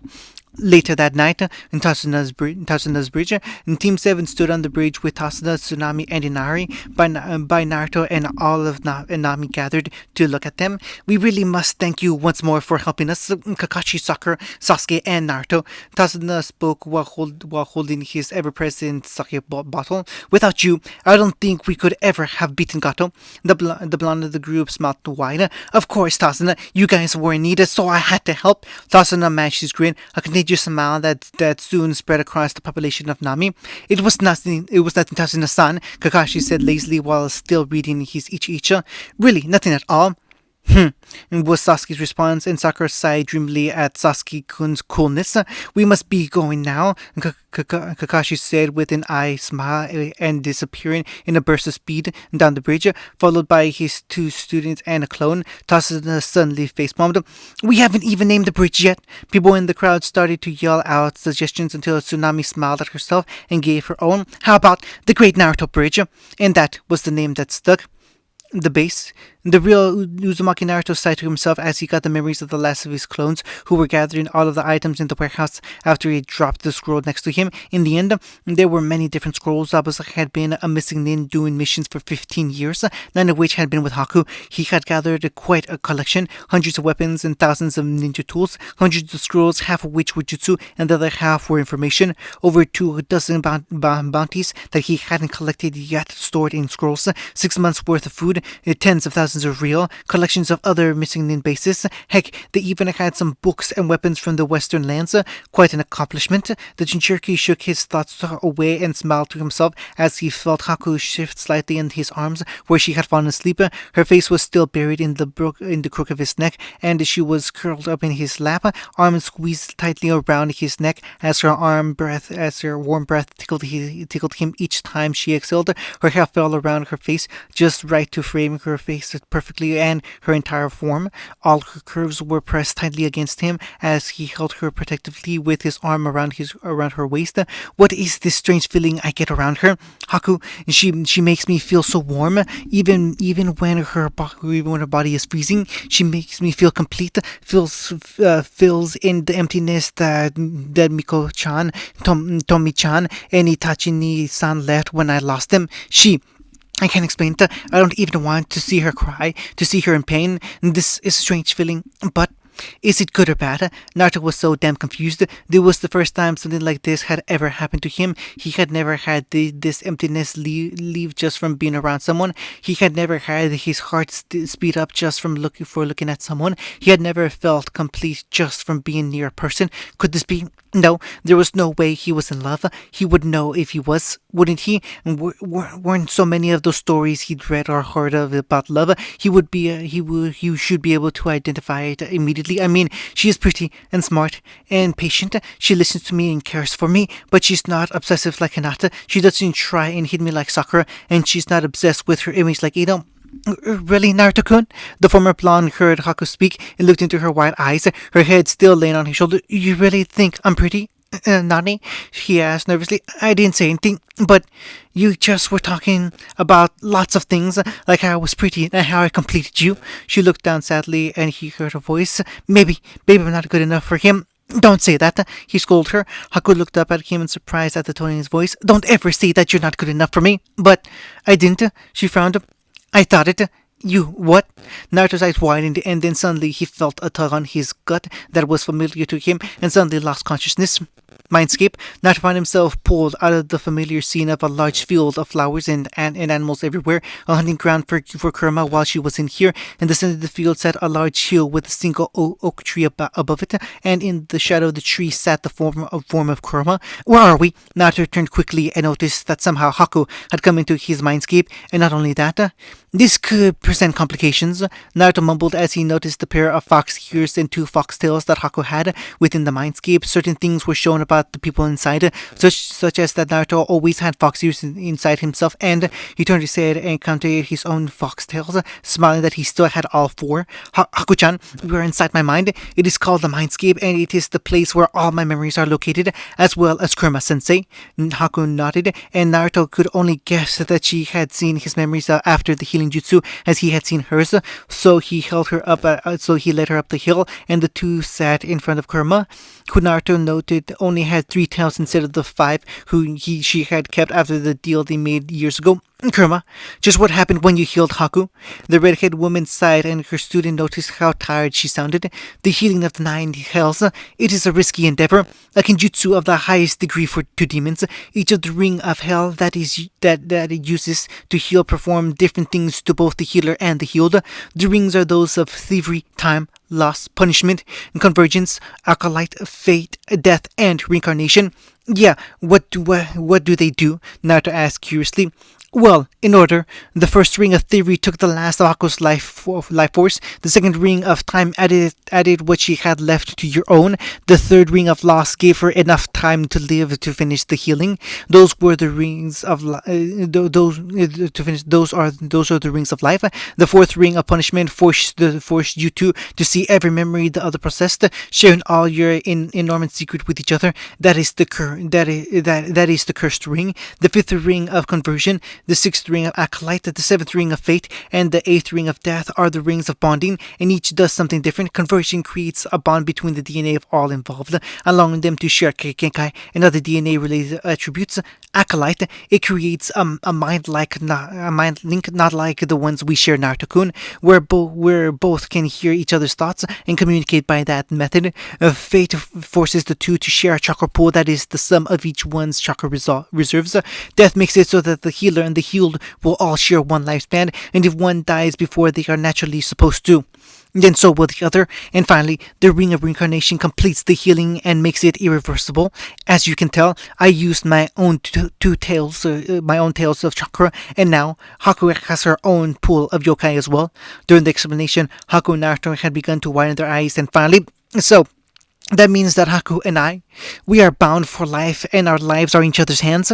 I told you everything would change, Naruto-kun, and I told you just as much right after the healing completed. She smiled weakly. I will be stuck in here after a few more days yet, Naruto-kun, so until then, why don't the two of you go back to the real world and get to know each other? And with that, she forced the two back into the base and into the previous positions, looking exactly as they had before, save for a missing set of fox ears and tails that didn't show up except in the mindscape. She did smile to herself, though. Soon, my kid, and his vixen will figure it out, and then maybe I'll be able to spoil and play his kits. She grinned, just one step at a time. Konoha, Hokage's office, and then Zabuza bled to death after killing the bandits. Kakashi just finished giving the mission report to the smiling Hokage, who puffed on his pipe once more. Very well, if there's nothing else, then you may go. He looked surprised at his surrogate grandson, stepped forward, a grin on his face that anyone recognized that he would wear before doing something mischievous. I have one thing to say, Hokage-sama. Hiruzen paid absolute attention to the blonde now, noting that he said Hokage-sama instead of Gigi. I have reached my boiling point. I am fed up with all that has happened thus far. I am tired of the civilians abusing me both physically and psychologically, of shops overcharging me for rotten food, of the council trying to get me executed, locked up, or removed from the ninja program constantly, of me being denied the heritage of my Ka-san, of me being denied the identity of my Tao-san, of constantly being sabotaged in my academy days, of all the adults in this kami-forsaken village blaming me for the QB's crimes, of being seen as a demon, of having to run for my life every year on my own birthday, of fear, of beatings and stabbings, of having to keep Akagi Bunshin watch over me as I sleep, of having to make sure my foods and water isn't poisoned, of all of the crap Konoha puts me through. So the blonde tore off his Konoha Hataite, the real one that the original had given him for just this moment, and threw it at the Hokage before taking out a kunai and stabbing himself, causing him to burst into a puff of smoke. Kakashi, Hiruzen, and the Anbu could only stare where it once was silent. End of chapter 2. Of Snow and Whirlpools by Orpheus Goodwill, Chapter 3, A Missing Nin and a Hunter Nin. I call this council meeting to order. Sarutobi Hiruzen, Sandem Hokage of Konagakure no Sato, spoke firmly as the pipe in his mouth had smoke rising from it. He wore the traditional Hokage robe, the officer's hat atop his head. The Shinobi Council was made up of all the major clans' heads: Hiyashi from the Hyuga, Tsuzumi from the Inuzaka, Shikaku from the Nara, Inochi of the Yamanaka, Choza of the Akamichi, and Shibi of the Aburame. The Uzumaki the Uchiha was unrepresented, as Sasuke was not a clan head until he was a Chunin rank or higher. Four other minor clan heads that were on the verge of becoming on par with these major clans were in attendance as well. The Kuruma clan was represented by Yakumo, who had a half smile on her face that promised pain. After Naruto had helped her absorb Id, her alternative personality, she had become cruel and unforgiving of any who got in her clan's or her savior's way. The Fenikusu clan, a clan that held the Kenkai of both Phoenix Fire, a white and gold flame that burned longer, and was molded easier than regular fire, and Blaze Release, an advanced nature Kenkai that combined fire and yin to create black flames that were completely controlled and shaped by the user's will. They were headed by a woman named Fureya.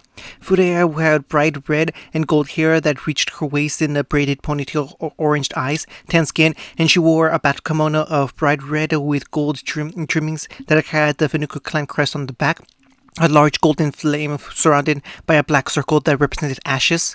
The Hebi were a clan with a strange bloodline. They could ingest any poisons if it was food and water, and they could recreate any poison they had ingested using only the chakra. Their most famous member was also their greatest embarrassment, Hebi Orochimaru. The Sannin had been cast out of the clan immediately upon learning of his experiments.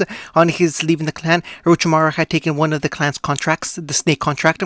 The current head was Hebi Shin, a man just of 30 who looked like his uncle, the Nunkin Orochimaru. He wore the traditional battle uniform of his clan, the exact clothing that Orochimaru had become known for, with the exception of his robe was a dark forest green. Lastly were the Yabun clan, who hailed the third and least known of the Konoha Jutsu. The Kurogan was its name, though the clan itself was secretive of anything other than that. The only thing anyone outside the clan knew was that the Yabun at one time had been part of the Nara, but all those who hailed the Genkai split off decades ago to form their own clan of ninja with control of the shadows. The current head was Yabun Kurotsuki, a woman with black hair set in spikes, green eyes with black specks that floated in her sclera, and she wore a black kimono of the deepest black without any other design on it, a tanto at her waist. Hokage-sama, what is the purpose of this troublesome meeting? Shikaku asked tiredly. The old man sighed and pulled out his pipe before puffing out a ring of smoke. I have grave news brought to me by Genin Team 7. I have already sent a messenger pigeon to the head of the Sarutobi clan, Asuma, my son, and Kakashi refuses to come and perform his duties as the Hatake clan head here because of guilt and grief. We have a missing Nana to add to the bingo books. Uzumaki Naruto. The air suddenly became tense, and Hiyashi's glare seemed to make the room colder. What do you mean? Hokage-sama, he asked icily. Naruto has been under the protection of my clan for the longest time. You know that. Why has he been declared a Nunkin? The tone he used made many in the room shiver. Hiyashi-kun, Naruto-kun has run away on the last mission he was on. While the official report is confidential, as all mission reports are, I can tell you this. Naruto said a reinforced Kagebunshin to Konoha to take his place and keep his team from being suspicious after they left Nami. It is unknown when he left, or even when he decided to, unknown where his destination is, and unknown where he is right now. He has outwitted us. I am unhappy myself, as the Sarutobi clan has always held Naruto under their protection, just as long as the Hyuga have. Yamako spoke up here. Though she was the youngest of anyone, at only 14, she held a certain weight thanks to her already near S-rank status because of her devastating Genkai. What will the bingo book entry say about Naruto-kun, Hokage-sama? She asked. The Kuruma clan will not stand for the death of my great friend and savior. Her tone was icy as well, and it held an underlying hint of homicidal psychopathy. Yakumo-chan, I know your reservations on this matter, but I have already taken into account the tender subject that Naruto is among the clans. He took a look at the paper on his desk. The entry I will have entered in this year's bingo books that release in 2 months is this: Uzumaki Naruto, C-rank missing Nina Konogakure no Sato, and former Genin. Description: Naruto has spiky blonde hair and bright blue eyes with 3 whiskers-shaped birthmarks on each cheek, and usually wears a black shirt, black ambo pants, and a black trench coat. Age 13. known affinities: Fire, Wind, Water. Taijutsu mid-sea rank. Genjutsu non-existent, but he can detect and dispel illusions. Ninjutsu low B rank. Bukijutsu unknown, though he has training in many weapons. Fuinjutsu at least level 7. Additional information: Naruto has very high endurance and chakra reserves, both at least Jonin if not Anbu level, and has had training by some of the most known Jonin in Anbu and Konoha. He also seems to have inherited the full Uzumaki Genkai Kenkai. Be wary of his combat Fuinjutsu, as if you are caught unaware. He can beat even an Anbu captain with his seal traps. Do not underestimate him for his gaining rank. Uzumaki Naruto is to be caught alive, and the bounty is 500,000 Ryo. If he is killed, the individual or individuals responsible is warned that many clans of Konoha will be after their blood. Yakumo nodded. That I will be. If anyone could even kill him, I will accept that, Hokage-sama, but be warned. Her voice dropped low and almost became demonic. I will question my friend when he is returned to the village, and if what I hear about the reason he left is sufficient, the Kurama clan will be leaving Konoha, along with all our assets, funds, scrolls, and defensive genjutsu I have put around the village. If Naruto-kun dies, we will do the same. I will not stand for him be treated the same he has any longer. Do not tempt me, Hokage-sama. She traced the shapes along the sketch pad that sat on her own council desk with her finger. I have a dozen drawings ready for any and every situation I might find myself in. Are you? Namino Sato, Naruto and Haku's base. 4 days. That's how long it's been since the Konoha team left. Since Haku finally awakened. Since Kurama revealed the after effects of the hell release, 9 hells healing. Since Haku had begun to teach Naruto and vice versa. Since Haku had begun to weep and mourn in the loss of her father figure of almost a decade. And many things can happen in 4 days. As soon as they had been ousted from the mindscape by Kurama, Haku and Naruto had been silent for a bit. Finally, the conversation had begun. Naruto-kun, arigato. I haven't thanked you yet. You saved my life. And then you ran away from your home just to protect me and keep your promise to stay by my side. The blonde smiled. It's no big deal, Haku-chan. I know you would do the exact same thing, right? He paused. You've seen all of my memories then. You know all about Kurama and about why I had to leave Konoha. She nodded. I do. And then she suddenly became serious. But I know you aren't Kurama. Just because she was sealed in you at birth, that doesn't make you a demon. You aren't evil, Naruto-kun. I've seen your whole life, so I know. You just want what's best for your precious people. I know that. Your pain, it was unnecessary. I promised to always stand by your side, to never leave you, just as you promised me, Naruto-kun. We are bonded for life, and even if we weren't, I would still. Naruto thought the next thing, trying to test the mental link they seemed to share. I know, Haku. And so would I. You are the most precious person. You are my most precious person, and I will protect you with my life. The pale girl blushed a light pink, proving she had heard, and she replied through thought back, loyal to the end. We'll protect each other forever and grow stronger with each other. We'll fight for each other, and no one will be able to take me from you or you from me. No one. After that little event, they had begun training the next 4 days. It appeared Kurama had been correct with what she said about the chakra, as the former blonde had felt as if his reserves had increased by at least high Jonin level, and each time Haku did something, his chakra seemed to deplete. What was also impressive is that his chakra control had increased thanks to Haku. She also had low Jonin control, but Haku admitted that she had reached a mid-Anbu level control. The control had met in the middle, had high Jonin control for their double Kage reserves. The entire first day was spent with the two performing control exercises, and it seemed that while each one performed the same, their control increased twice as fast, which meant that they truly shared all aspects of chakra. That led to Naruto performing an experiment the next day involving 2 sheets of chakra paper. Their affinities had also changed. Each one's paper cut into 3 pieces, one being soaked so much it literally turned into water, one burned into a small blackened char, and the last turned into ice and shattering as it hit the floor. Haku had gained Naruto's affinity to Katan, and he in turn had gained an affinity to Suiton and Kekkei for Hyotan. Again, Kurama's prediction had rung true, with Naruto inheriting Haku's bloodline, which meant That's amazing, Haku exclaimed as she laid eyes on Naruto's paper. You really did gain the ability to use ice release. I can't believe it. But if I did, Naruto's eyes widened and he pulled out a kunai. Haku, take this. He handed her the kunai. I'm going to sound crazy, but I want you to cut yourself with it. She looked at him strangely. Please, there is a point to this. Just trust me. The look in his eyes, that look of pureness that held no malice or deception, convinced her. Oh, fine, I trust you. And so she took the kunai and pressed its edge against her palm before she dragged it across and made a small cut in her delicate hand. Then before our eyes, it already healed, she exclaimed and dropped the kunai before looking at a grinning Naruto. One part of the Uzumaki Genkai, it is very useful. See, the Uzumaki have a special bloodline that has several smaller parts to it.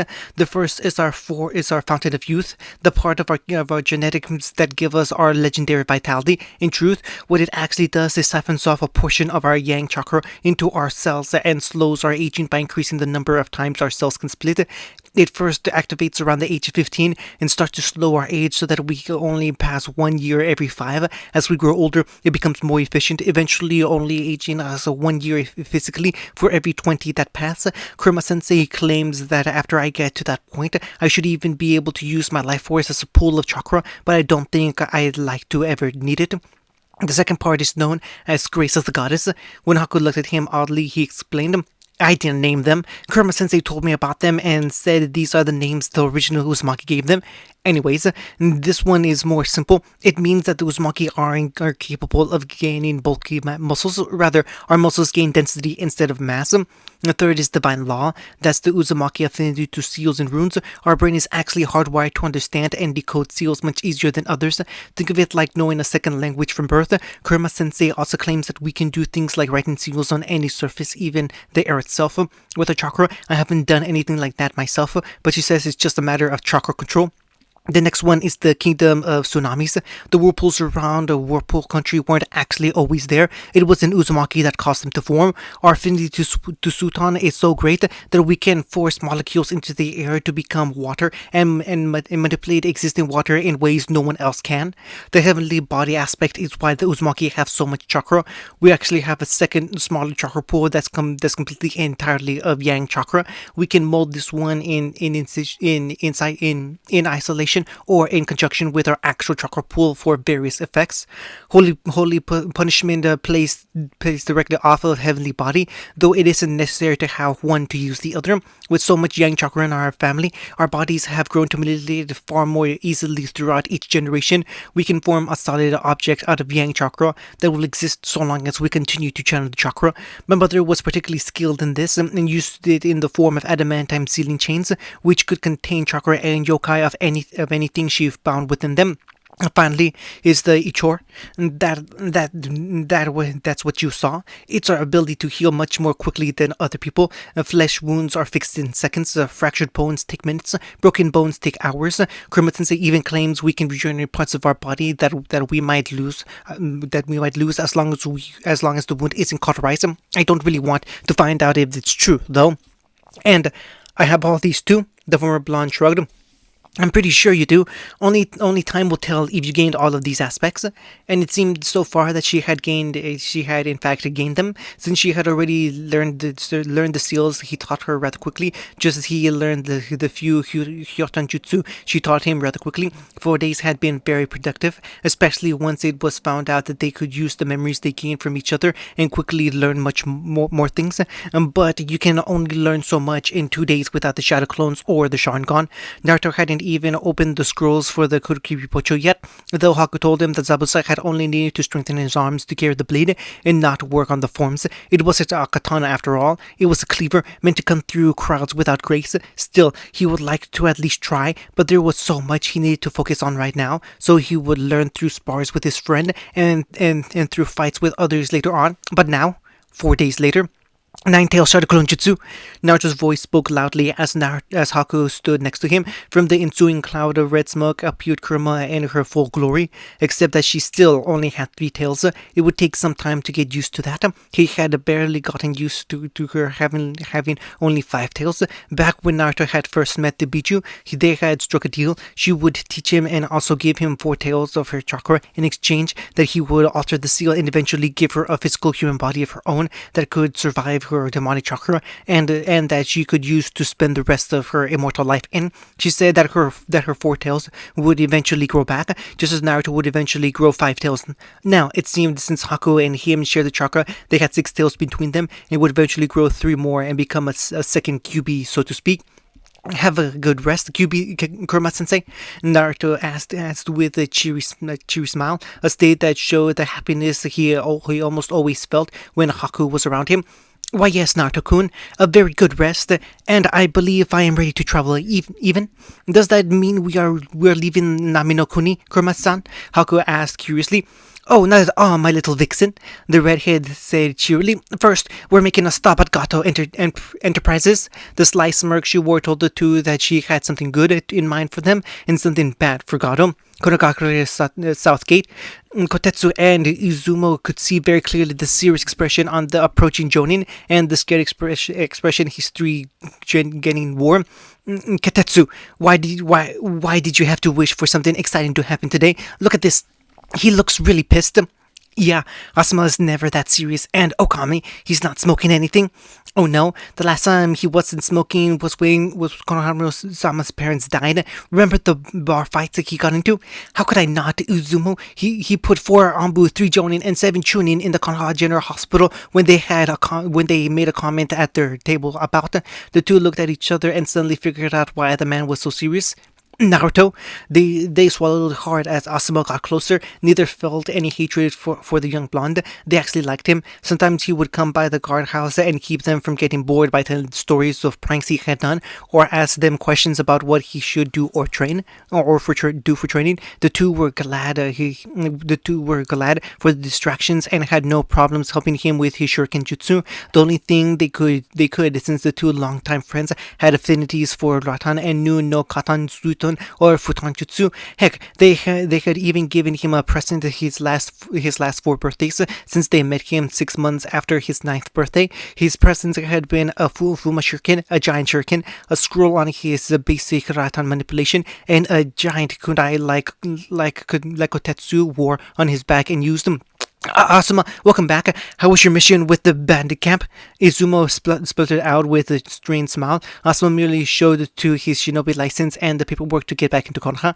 I don't have time to talk. I must speak to Hokage Tao-sama immediately. The pair looked at his paperwork and nodded before giving it back. Of course, go right ahead. The journey made his way into the village at a brisk pace, and the guards stopped the 3 genin, who were panting hard and somehow red from physical exertion and pale from fear at the same time. Wait, you 3, just what happened on the mission? Shikamaru spoke. Asuma-sensei, he received a messenger pigeon right after he finished off the bandit camp and took everything within in scroll, and he rushed us straight here after he read it.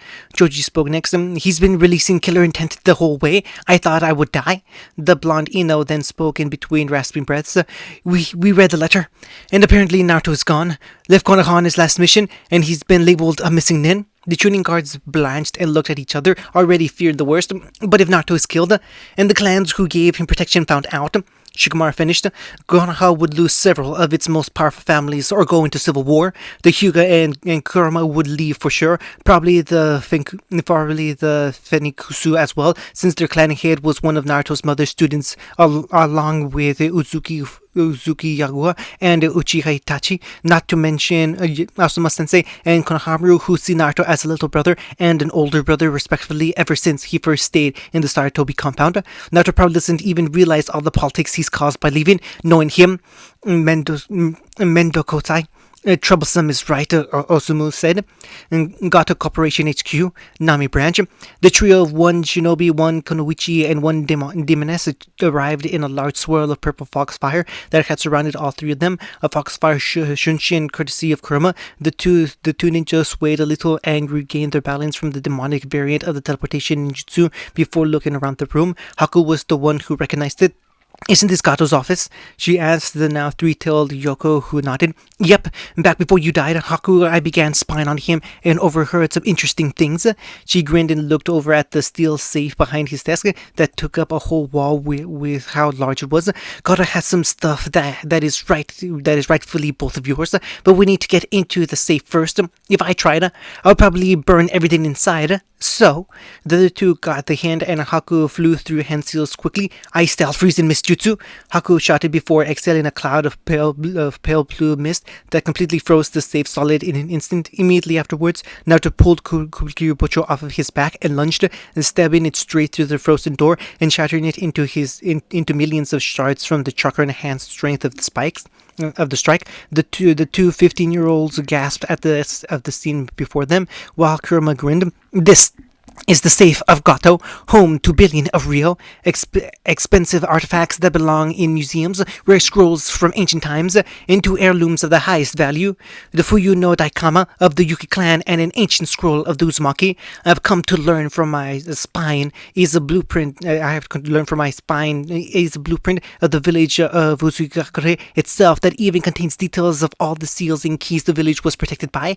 Separately, Gato paid over 15 billion for the two on the black market, a hefty sum, but the man loved expensive shinobi artifacts of extinct or near extinct in this case clans. Now, why don't we use some clones to store everything in here? Then we'll leave Nami for good. The redhead smirked and giggled as the pair grinned, and each made 50 clones to begin the sealing. 2 hours later, Sensei, Haku asked as the trio were walking on the road from Nami and through Hinokuni. They had left the village about 2 hours ago and across the bridge, which all three had noted bore the name of the Great Naruto Bridge, and in honor that the spiky-haired teen smiled at.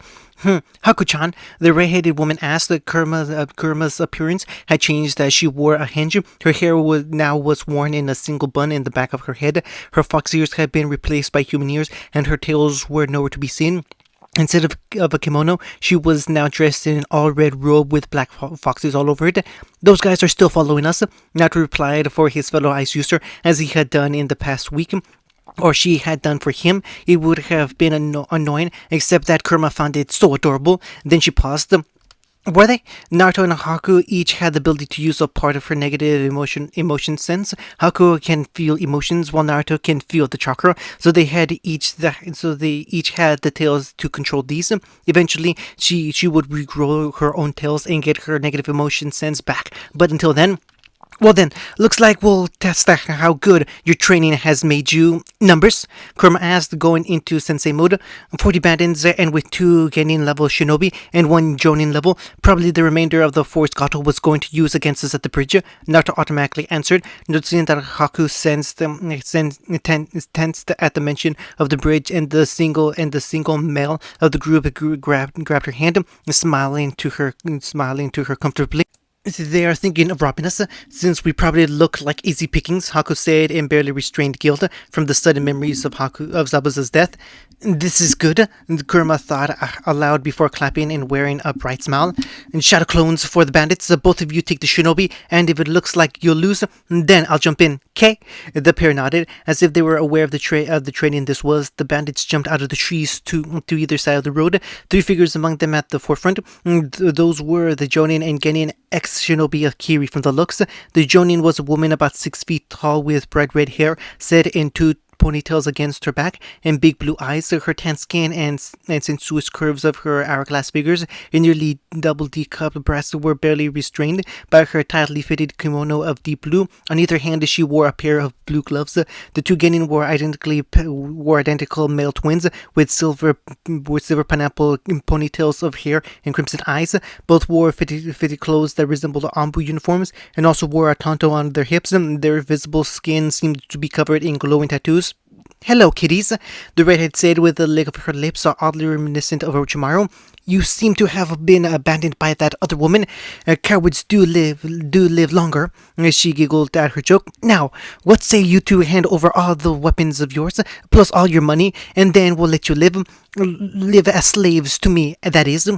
The pair of Uzumaki Yuki glanced at each other and shrugged. Naruto pulled the sword off his back. It was wrapped completely in white bandages, making it look like a regular zanbato.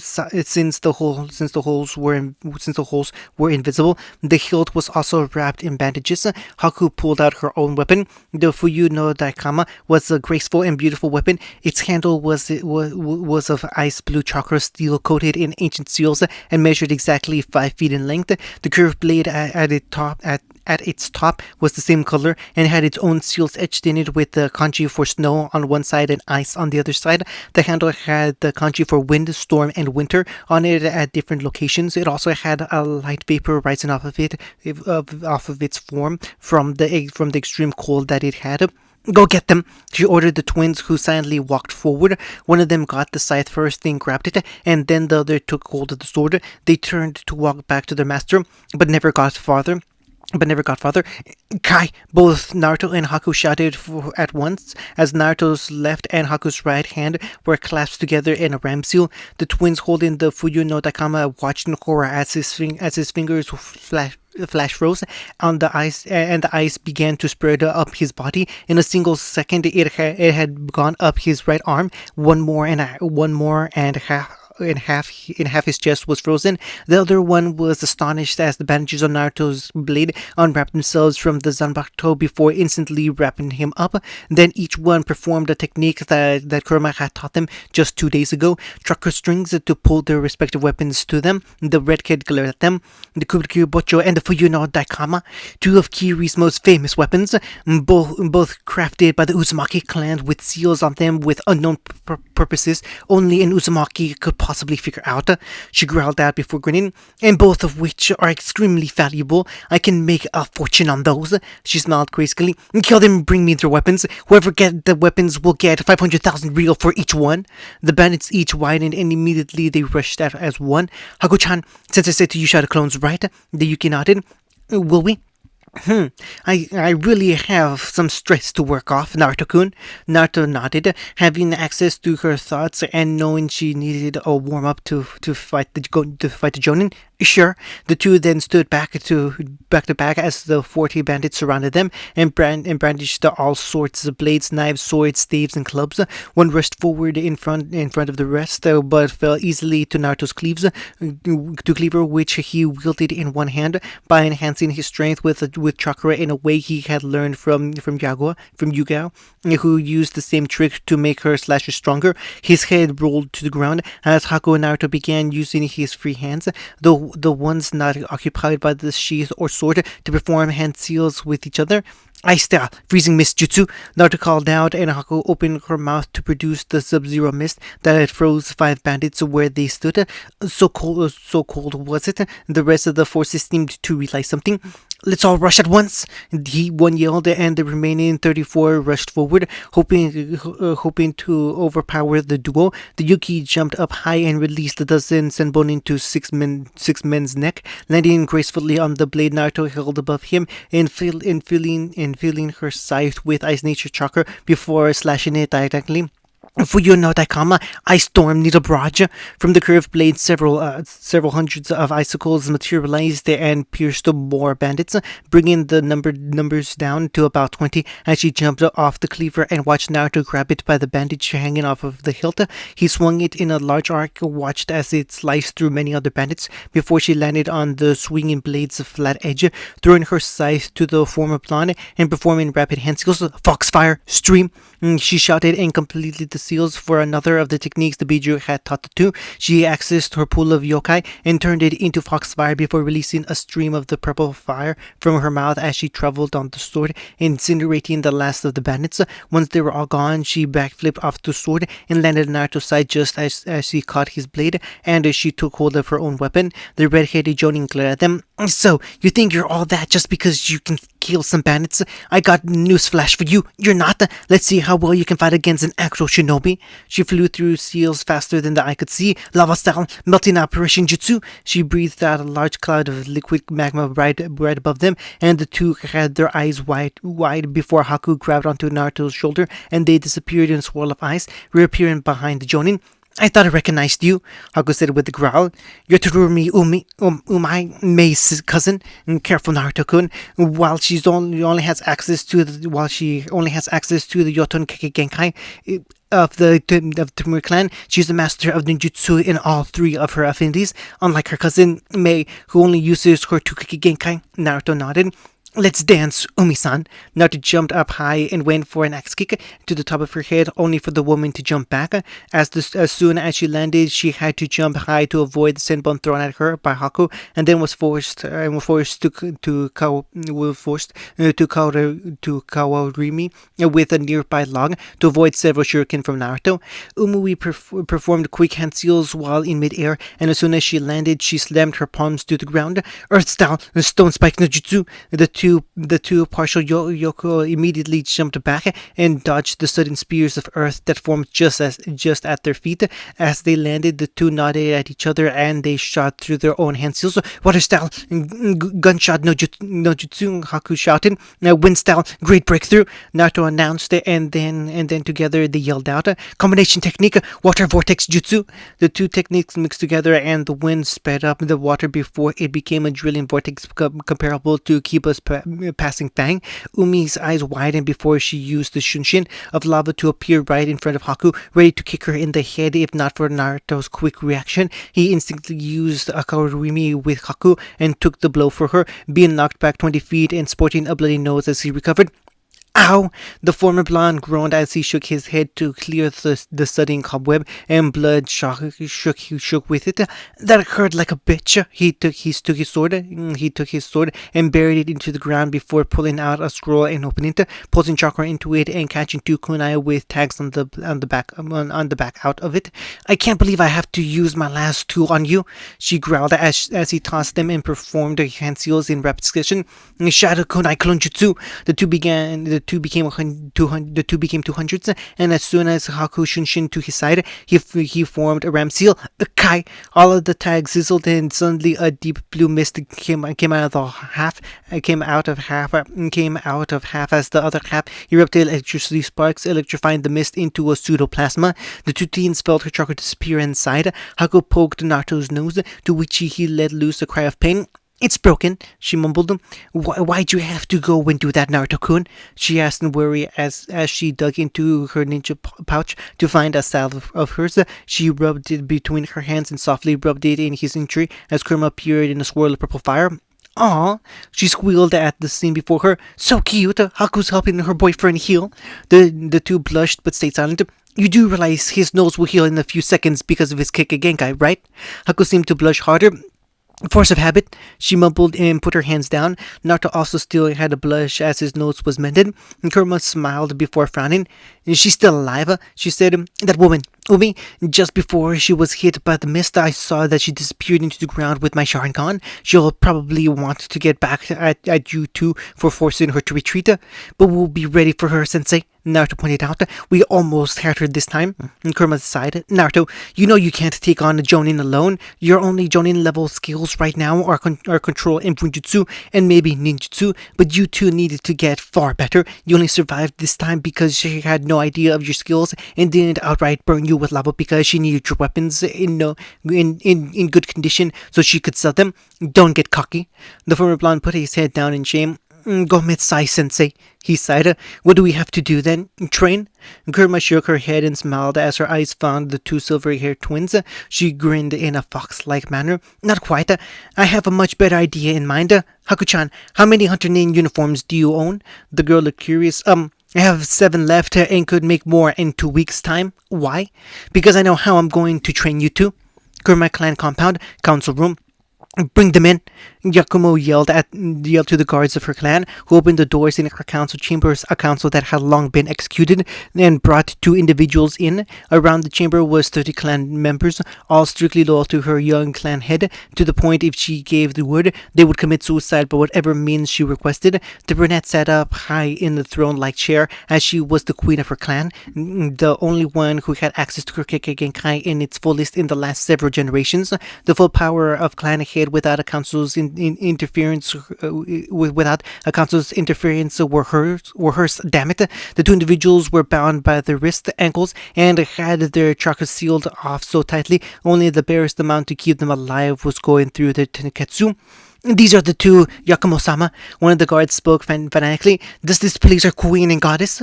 Yakumo made sure her clan was very loyal to her, and even had them worship her to keep them loyal. She tapped her chin with a slightly crazed grin. Why, yes, it does, my child.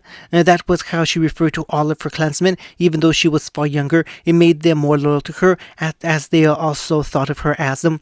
We only wish our turnabout to be happy, another of the guards said with a proud smile. Then he glared at the duo of bound individuals. Welcome, most esteemed elders.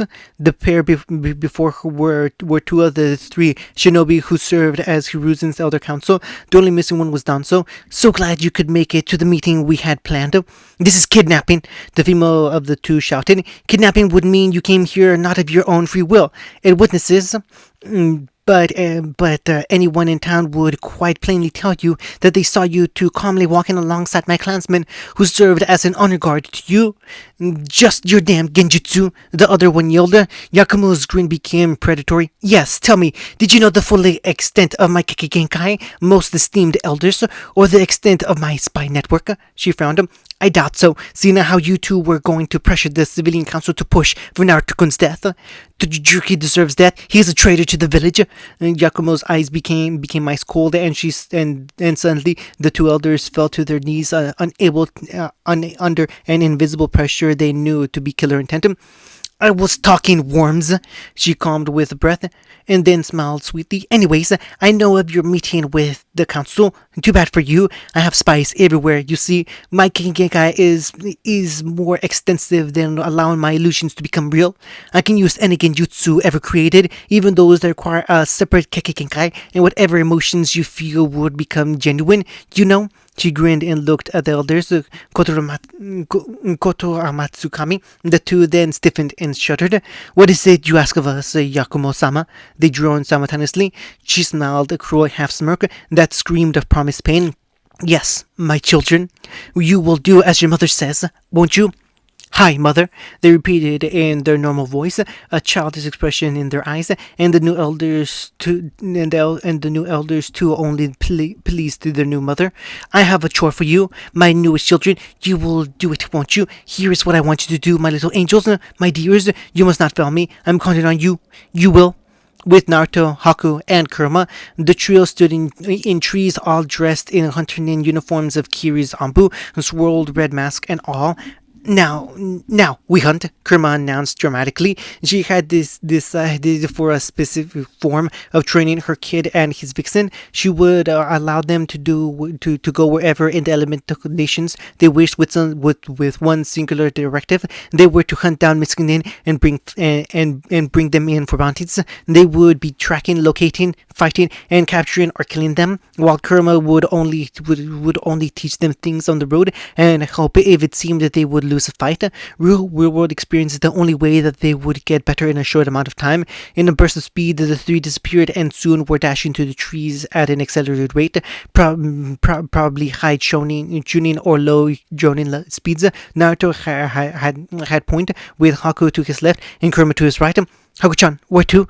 Well, Naruto-kun, she thought in response, we should get out of Hinokuni first, and the easiest way would be to go north from here. That would put us near Kirigakure no Sato and Kumigakure no Sato as far as shinobi villages are concerned, both of which have a wealth of nunkin we could find. That's a solid plan, Gigakuri Shinobi. You might know their abilities, but they also might know yours. Except that we're creating an entirely new style together.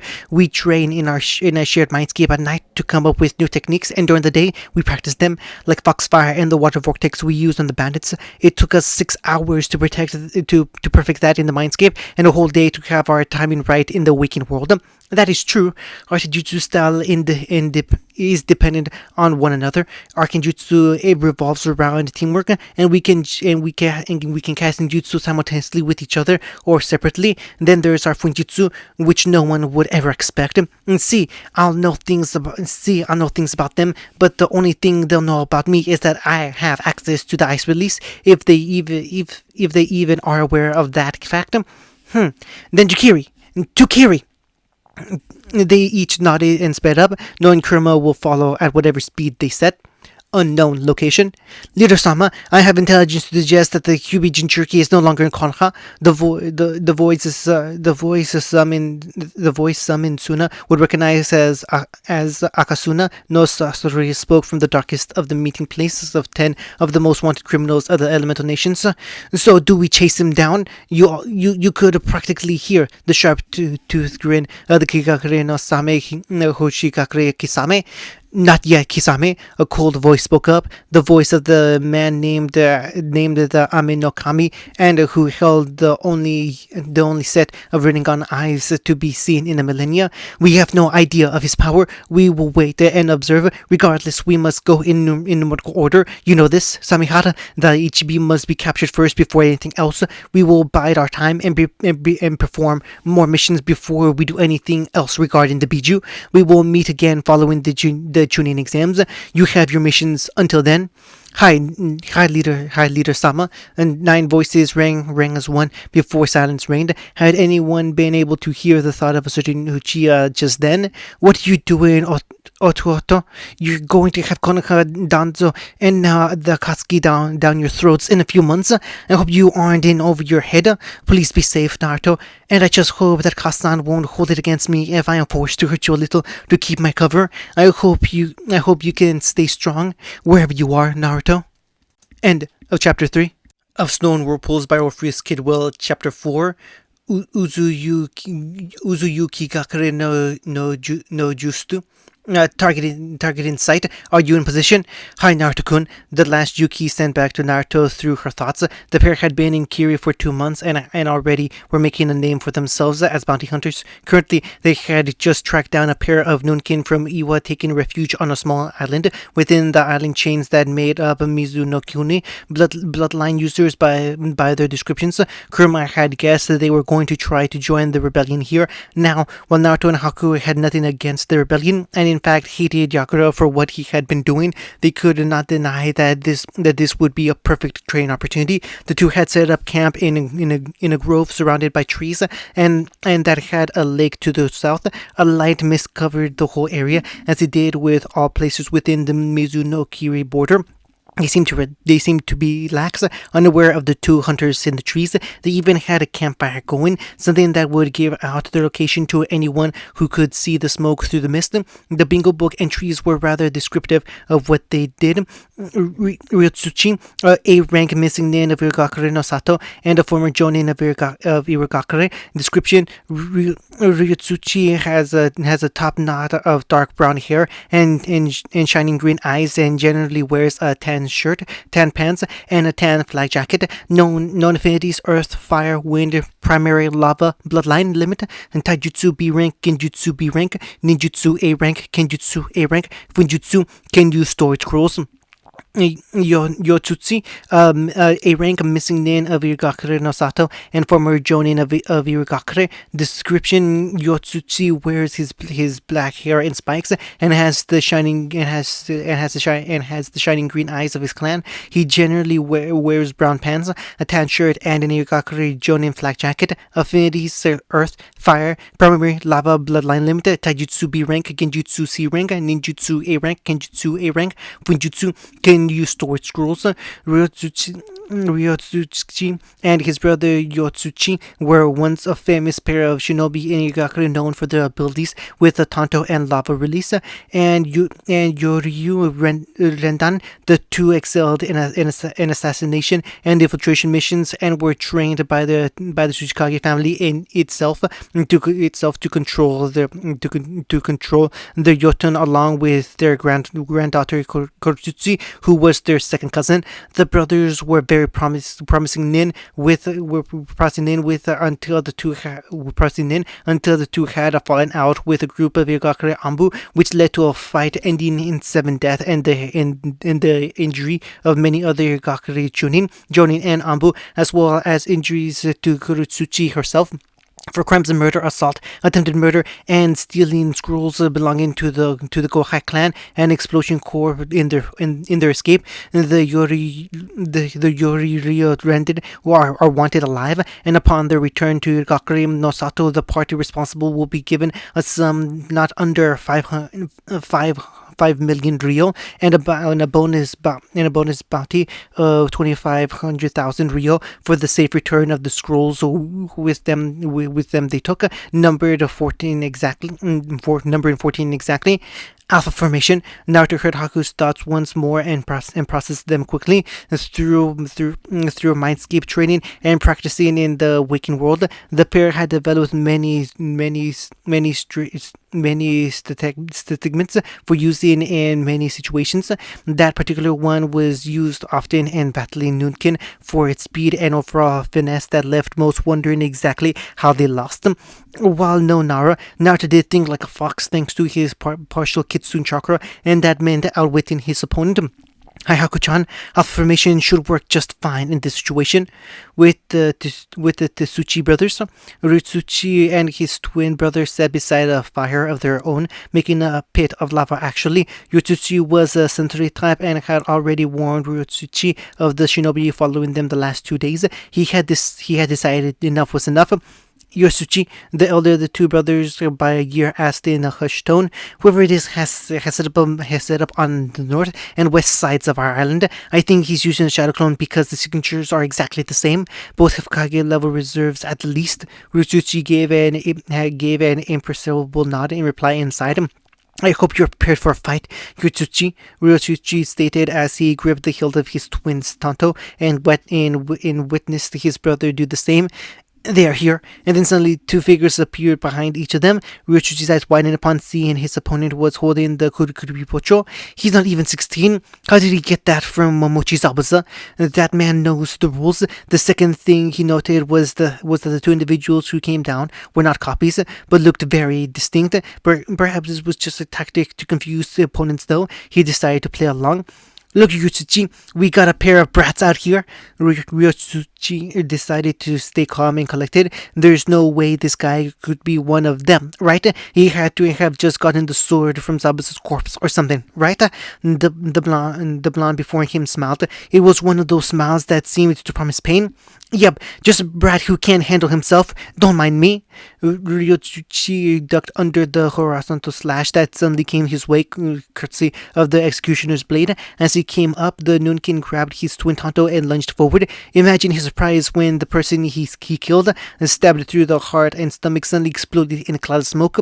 He could have sworn that it was the girl who was the clone, but maybe not. Ryotsuchi kept his ears open, ready for anything that might happen. With Haku wasn't wasted no time in sliced her scythe at her opponent's feet, an action which caused him to jump up. Almost immediately, he had hand seals finished. Lava style, level bullet jutsu. He released the small ball of molten mass from his mouth and straight at the Yuki, who charged her weapon with the chakra of her Keiki Genkai. Ice style, freezing winds with a single upward slash. Her scythe released an arc of light blue ice nature natured chakra. As soon as it hit the ball of lava, the fiery stone sizzled and steamed before it cooled, and then became a ball of solid ice. The orb then shattered when Haku slammed her scythe handle into it like a club. You know, it's funny. Ice beats lava as long as I have my wind scythe, she spoke, perhaps emulating Naruto's personality a bit too much. Her opponent growled in response. You're going down, Frost Queen, Yotsuchi shouted and rushed to her while performing hand seals. Fire style, dragon fire jutsu, Haku analyzed. The sudden steam of fire that materialized before spinning the fire scythe. In response, a large circular shield of ice made from the water in the air materialized and blocked the cotton jutsu perfectly. Oh, and it beats fire too, Haku taunted with a smirk. So, what are you going to do with Naruto? The blonde Uzumaki brought his giant sword down in a heavy swing, only for Ryutsuchi's Tanto to block it in an X formation. He jumped back, bandages on the blade trailing him. So those blades aren't just for show, huh, Ryutsuchi? And you seem to wield Zabuza's blade with some level of proficiency, whoever you are. The blonde grinned. If you can beat me, I'll tell you my name, Naruto replied and rested the Kuriri Bocho on his shoulder. Can you do that? Ryutsuchi matched his grin. Let's find out, brat. Ryutsuchi suddenly disappeared and nearly took off Naruto's head, if not for his quick duck. With the new opening, he kicked upwards, slamming his foot into the Nunkin's chest and sent him back a few feet. Naruto quickly got to his feet and held his giant sword in both hands, seal rays glowing bright blue as his chakra poured into it.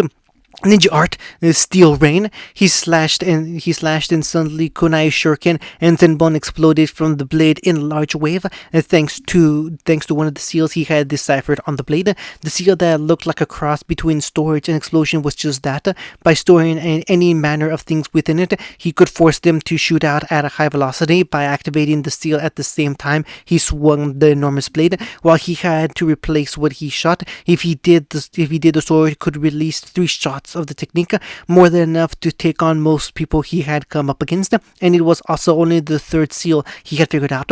Besides the repair and gravity seals he learned of when he first acquired Zabuza's sword. Unfortunately, Ryutsuchi wasn't A rank for nothing and disappeared in a swirl of lava, reappearing on a low branch looking down on a whiskered blonde. That's a trick Zabuza never knew, brat. Naruto grinned. I think it's time I got serious. Naruto smiled wide at the promise of a challenge, and he gripped Kuribocho tighter as he stared at his opponent. Then maybe I should too, he replied. With Kurama, the being most commonly referred to as the Nine-Tails, looked on at her students in pride. They were even matched with the B and A rank Nunkin, both with Genkai opposing their own sub-elemental release. It made her so proud. Over the last few weeks since the healing, Kurama had borne witness to their growth, nothing short of amazing. That what was most amazing, though, in her eyes at least, as that they had achieved something no Jinchuriki of hers ever did. They unlocked her tailed powers. Tailed powers were a term Biju used to describe the abilities each of their tails granted. These could be sub-elements, extreme affinity to a particular element, or even her own negative emotional senses. While many Jinchuriki unlocked maybe one tail, such as Yanbi's lava release or Nibi's affinity to fire, and the only human to unlock all tailed powers, save for Jinchuriki of the Ichibi, had been the Rikudo Sennin himself, with unlocking the 10 tails. Her own abilities revolved around her Kenjutsu form, shapeshifting, age manipulation, foxfire, dreams, illusions, invisibility, intangibility, spirit, and presence. Haku had only gained 2, the foxfire and dreams, where her negative emotion sense came from. Naruto still had the 4 he always had: shapeshifting, illusions, invisibility, and intangibility. Of course, with so many tails to train, it was difficult to train all of them, so he only had the barest amount of training. It was still enough to pull off the grandest of pranks, so she had him designed, though. Oh, how fun it was to witness Danbu lose their minds when an academy student disappeared from their sight like some sort of ghost. that left her with her age manipulation and spirits and presence, a combination that was still terrifying under her guidance. It was so strange though. Somehow the mental link Naruto and she shared had been severed when Haku and his were created. The only exception was when she was inside the seal, a place she'd rather not be. Still, with Haku retaining all of Naruto's memories so she could remember all the training Naruto had with each of the nine tails, something Kurama thought crucial to this training. That's why she was extremely good with her Foxfire, that and the fact that the pair could use the other's tailed powers to a minor extent because of their bonds, and a fire affinity didn't hurt. Shaking from her idle thoughts, Kurama looked back at the fights. If something were to go wrong, she would need to help them. With Haku, Ice Style Divine Tundra, the base of Haku's slide slammed into the ground, and from it, for 50 feet in every direction, snow covered the ground. From the trees and wind chilled the air, though Haku's Kekigai kept her safe and unaffected. Yotsuchi was not so lucky. The thing about those with Irugakure's strain of the Yotun Genkai was their body heat was higher than average, so they could make lava inside their body effectively. This meant that he felt the cold more so than another would. Welcome to my winter wonderland, Haku announced and swung her scythe up, causing the snow in front of her to rise in an arc and freeze before shooting off right at her opponent. I control all in my field, every particle of water, all the winds, all snow and ice, the temperature, and even the weather is mine, Haku explained calmly before spinning her weapon and then swung horizontally. Icicle Flurry. The air froze into needles of ice where her light blue blade touched, and simultaneously they shot for Yotsuchi. The lava using used a quick Kaurimi to escape the barrage of ice death. And when he reappeared, he glared at Haku. Now I'm going to kill you, he said as he noted the three icicles embedded in his body. You weren't going to before? Haku asked quizzically and quickly swung her blade to create a wall of ice in front of her, blocking the barrage of shurikens sent at her just then. Yotsuchi's eyes then widened as the steel stars frosted over and became ice just from contacting with the wall. What is this? He yelled as his legs and left arm went numb and he fell to his knees. Then on his front he could almost hear his female opponent smirking. The Fuji no Daikama has a special characteristic. You see, anything that the scythe touches or cuts will freeze, but anything its ice touches will either turn to ice if it's inorganic, or lower in temperature until it is immobile and numb if it's organic. Looks like you lose, Yotsuchi. Suddenly, each of them heard Yotsuchi yelling, Uzumaki, and turned to the other battle, eyes widening. With Naruto, wind style, wind blade, wind release, wind blade, and Naruto swung his sword straight down, releasing a blade of wind just as Asuma and Yu-Gi-Oh had taught him 4 months ago. Ryotsuchi coated his own Tanto in fire chakra and swung them in an X formation, fire style, fire blade. The result was an X lash of fire that collided with the wind and caused the two to explode outwards in a burst of fiery gales. Each used the Shinshin before they were hit. Ryotsuchi's of lava and Naruto's of fire and ice. They rushed once more and Naruto's cleaver-like sword slashed against twin Tanto of Ryotsuchi. Not bad for a brat, Ryotsuchi commented, and Naruto grinned. Same to you. Can I know the name of my opponent now? Ryotsuchi asked with an equal grin, one that showed his teeth. The blonde pressed against the two smaller swords his native opponent used and smiled wickedly. I suppose so, Ryotsuchi. Though I'll probably be in Konoha's Ring book soon. The name's Naruto Uzumaki, Naruto, son of Uzumaki Kushina. Ryotsuchi's eyes widened and he quickly jumped back. Uzumaki, Ryotsuchi demanded, but Ryotsuchi then silently bowed his head as she did his Tanto kneeling. My apologies, Uzumaki-sama. Please forgive me. I did not know who you were, or that one of the seven had found its way back to the long-lost prince. The blonde stared at the man before him in something akin to curiosity. Just what the hell is going on? Naruto looked at his kneeling opponent defensively. What do you mean? Uzumaki-sama? He asked as he gripped the Zanbato in his hand tightly. Ryotsuchi looked up at the teen. You don't know? Didn't Zabuza explain it to you? He asked. Zabuza gave me the sword while he was 9. Naruto said, with his last breath, he told me to use it to follow my dream. Your dream? My dream is something I'm still figuring out. Can you explain the prince part, though? Ah, my apologies, Uzumaki-sama. Ryushichi quickly apologized. It all started decades ago at the end of the Second Shinobi World War. Usushigakure was being sieged, and the Nande Muzukage, Uzumaki Abe, knew the hidden village would be destroyed. Haku, Yotsuchi, and Kurama appeared in swirls of ice, lava, and purple fire just then. He decided to do something about it, and a few people were chosen, representatives of each clan in Uzumaki. He chose us to become guardians of the blades, guardians of the mind, guardians of the soul, and guardians of the heart. Yotsuchi and I were only children when we were chosen and left to our clan's compound in Iwa through a space-time seal. Our clan had two branches, and we were heirs to the Uzushio branch of the Gohai clan. We are one of the guardians of the mind, Yotsuchi continued. Our responsibility is to protect one of Uzuyo's Hijutsu scrolls with our life and teach the heir to Uzuyo if we find him. That is you, Naruto-sama, he said with a bow of his head. Naruto's eyes widened and Kurama asked the obvious question. How would you know? She asked. The previous heir was Uzumaki Kushina. Only an Uzumaki of the ruling family may hold the Kyubi no Kitsune. Mito-sama and Kushina-sama did. And if our sources are correct, so do you, Naruto-sama. Forgive us for not recognizing you earlier, but the thrill of battle got in our way. Yes, he replied. What do the guardians do? The guardians of the blade hold the keys to Uzushio. One of them has already found you, and Yuki has another. The two teens looked at each other. There were originally 9: Kuruki, Bocho, Nubarari, Shibuki, Samihara, Kiba,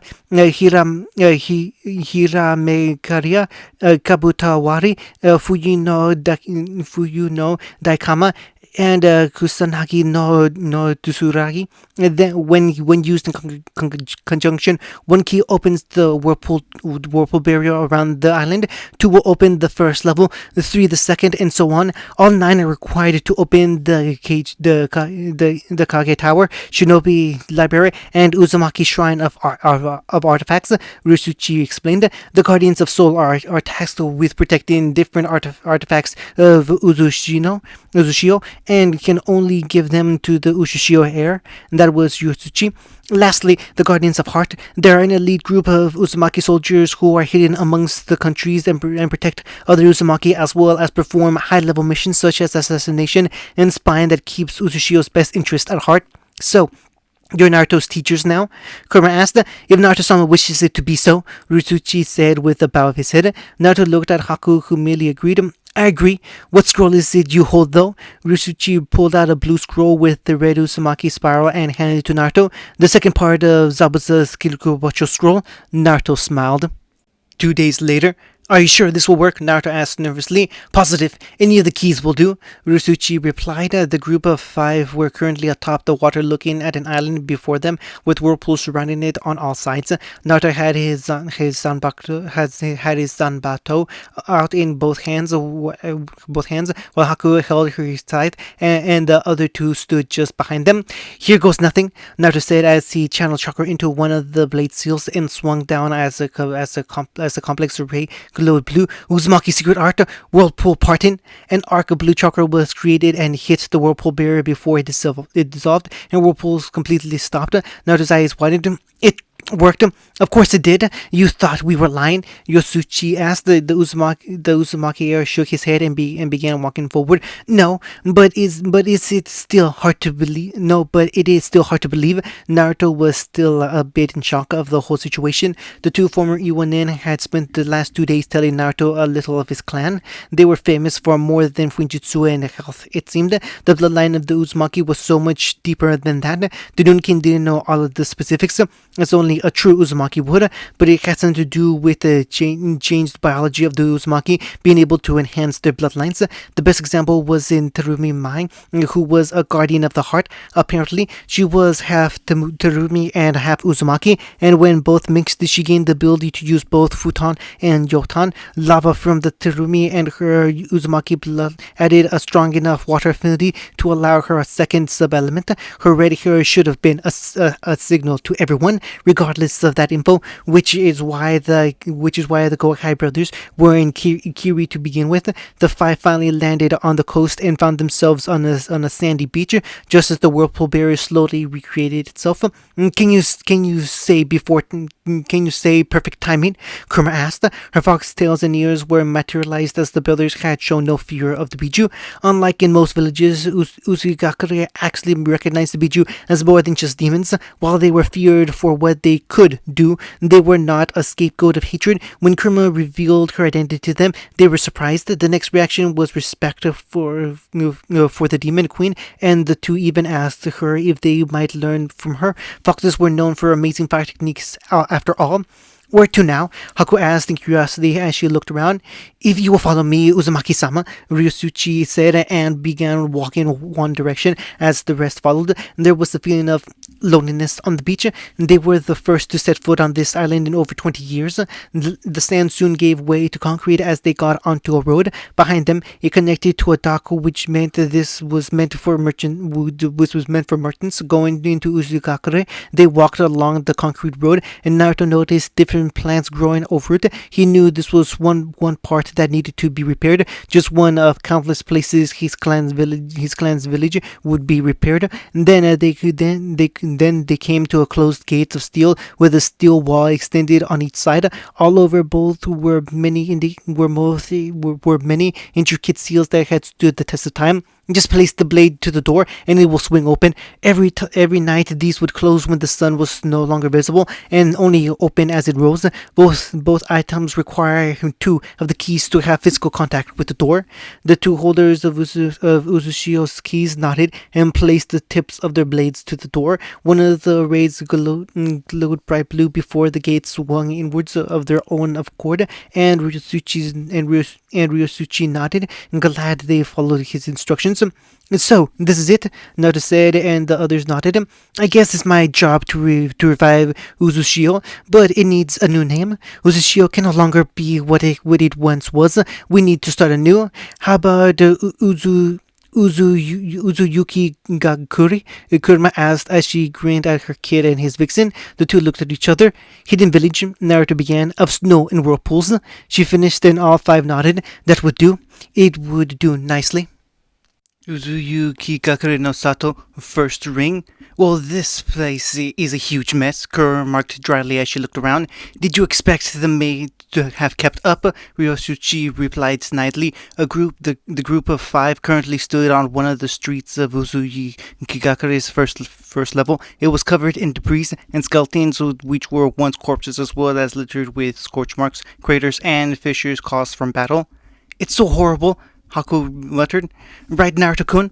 Naruto-kun? She looked at the only Uzumaki and her eyes widened. He looked livid wasn't a strong enough word. One's dark blue eyes were crimson with slit pupils. His whisker birthmarks became more pronounced. His canines and nails had grown as well, while four crimson foxtails with black tips and a ring of blonde between the two colors had materialized from his back.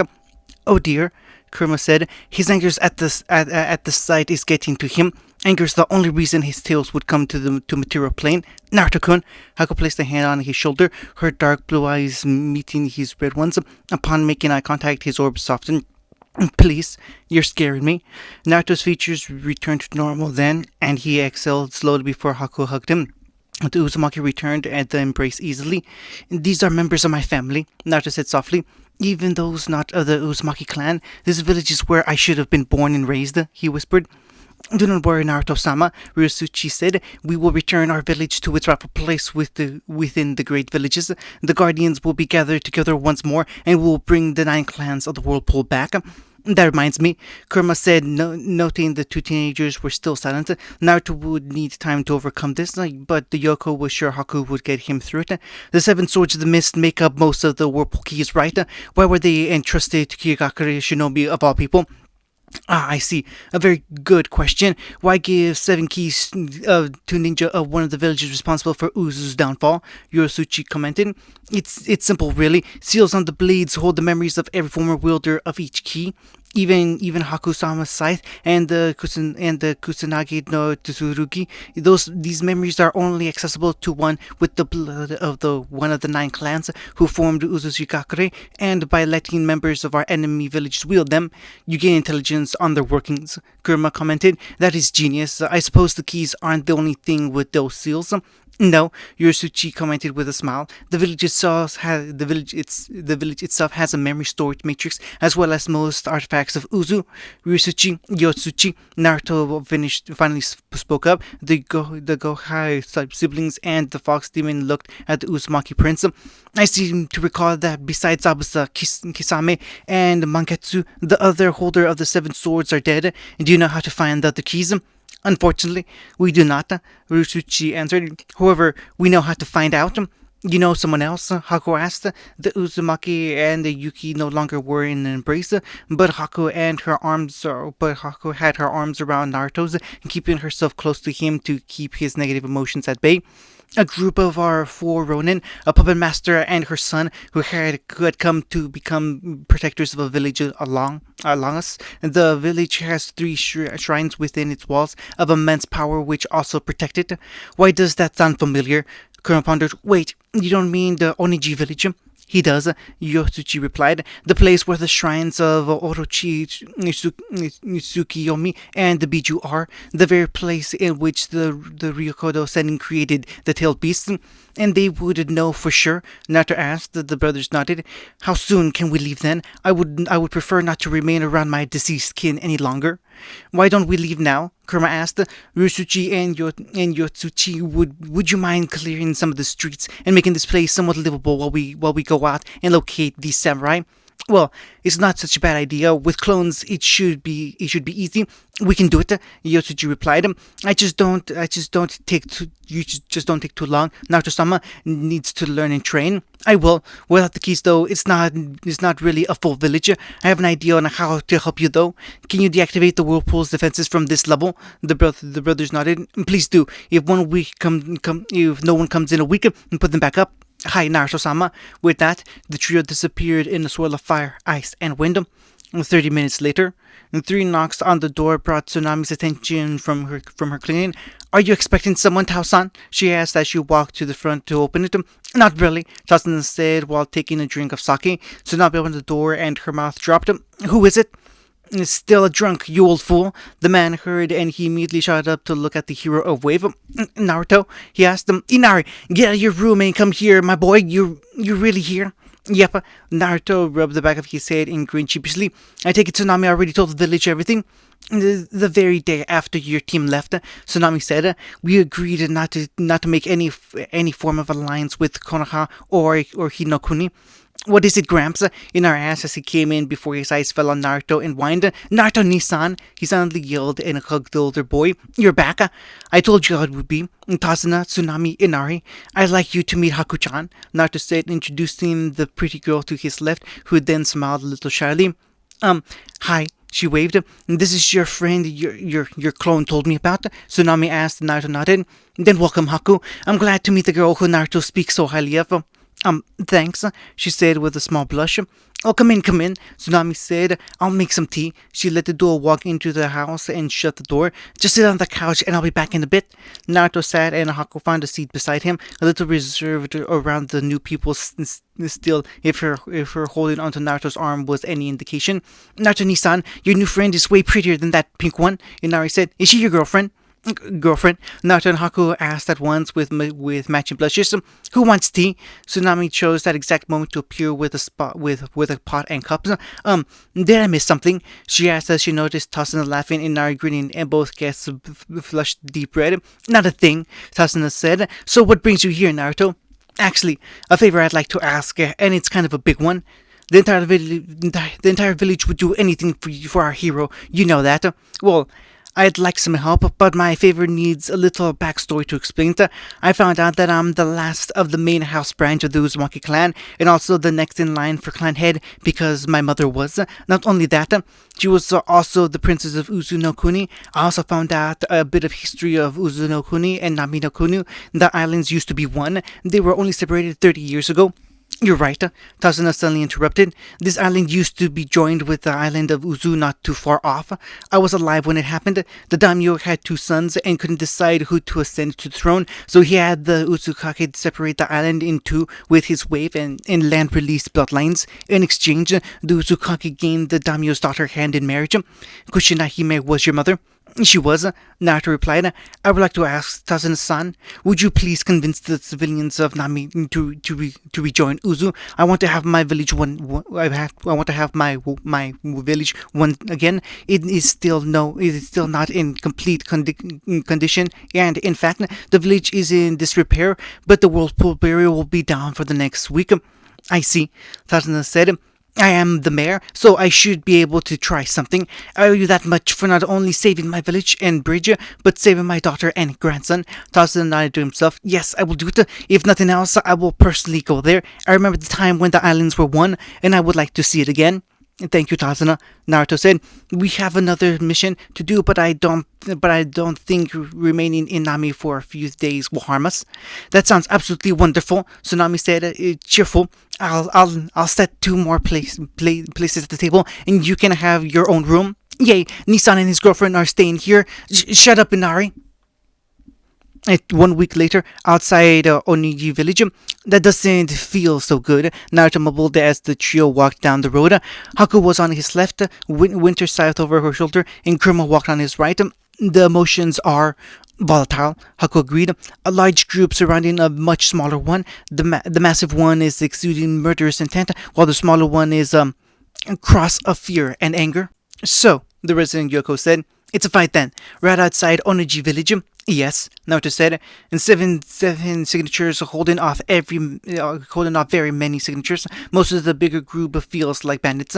Those must meet the samurai and puppeteers Yotsuchi mentioned, Haku said as they saw the village being sieged by a large troop when they rose over the hill. I do believe this would be a wonderful time to help out, don't you? Kurama asked as her crimson eyes turned black with 9 red arms curving out from the pupil. Seconds later, magnet style electromagnetic pulse jutsu, a ravenette woman wrapped in a tan cloak, not unlike those common in Wind Country, shouted as she held a ram seal. Her hair was done two large hoop shapes on either side of her face, and two piercing teal eyes observed the battlefield as she thrust her hands forward. A volley of arrows heading towards her group suddenly stopped before being sent in random directions. Kasan, look out! A boy of about 13 shouted as he moved his fingers, and a 10-foot snake of steel moved to wrap her up, protecting her from a large boulder headed her way. The boy had spiky red hair of the pale shade common in Suna, crimson eyes and pale skin, while he wore a matching cloak to his mother. Another woman appeared just above the redhead with a katana and dressed in samurai armor as she blocked a large warhammer wielded by a bandit before kicking the man and beheading him. She had raven hair in a loose ponytail and blue eyes.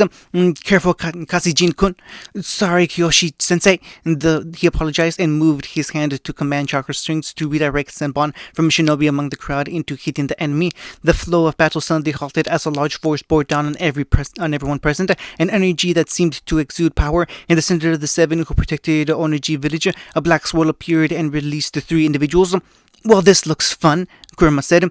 Who are you? Another of the samurai, this one who had Kyoshi's hair and eyes but was of a larger build and held a zanbato, which resembled a meat cleaver. Uzumaki Naruto, at your service, Naruto said easily as he pulled Kuribocho from his back, bandages automatically undoing themselves. Ryutsuchi and Yotsuchi told us we could find 5 samurai here, but instead we find an army of bandits and shinobi. Let's show them the wrath of the Uzumaki clan, Naruto-kun, Haku said as she heard his thoughts, and spun the winter scythe in her hands before slamming the staff end on the ground. Ice style, divine tundra. Yes, let's. Naruto held his sanbato and slashed downward with seals of glowing ninja art, steel rain, and just like that, a wave of kunai flew outward, slamming into some bandits. He then held his arms out horizontally for Haku to jump onto it. Foxfire stream, she shouted, spitting out purple fire as her scythe forced the ice to form around it. She created a morning star and slammed into another bandit, exploding in needles. of fire and ice to kill surrounding men. She jumped high and slashed her scythe. Freezing winds. Several slashes of wind traveled down and cut into over a dozen men, freezing their bodies into ice sculptures while Naruto ran forward.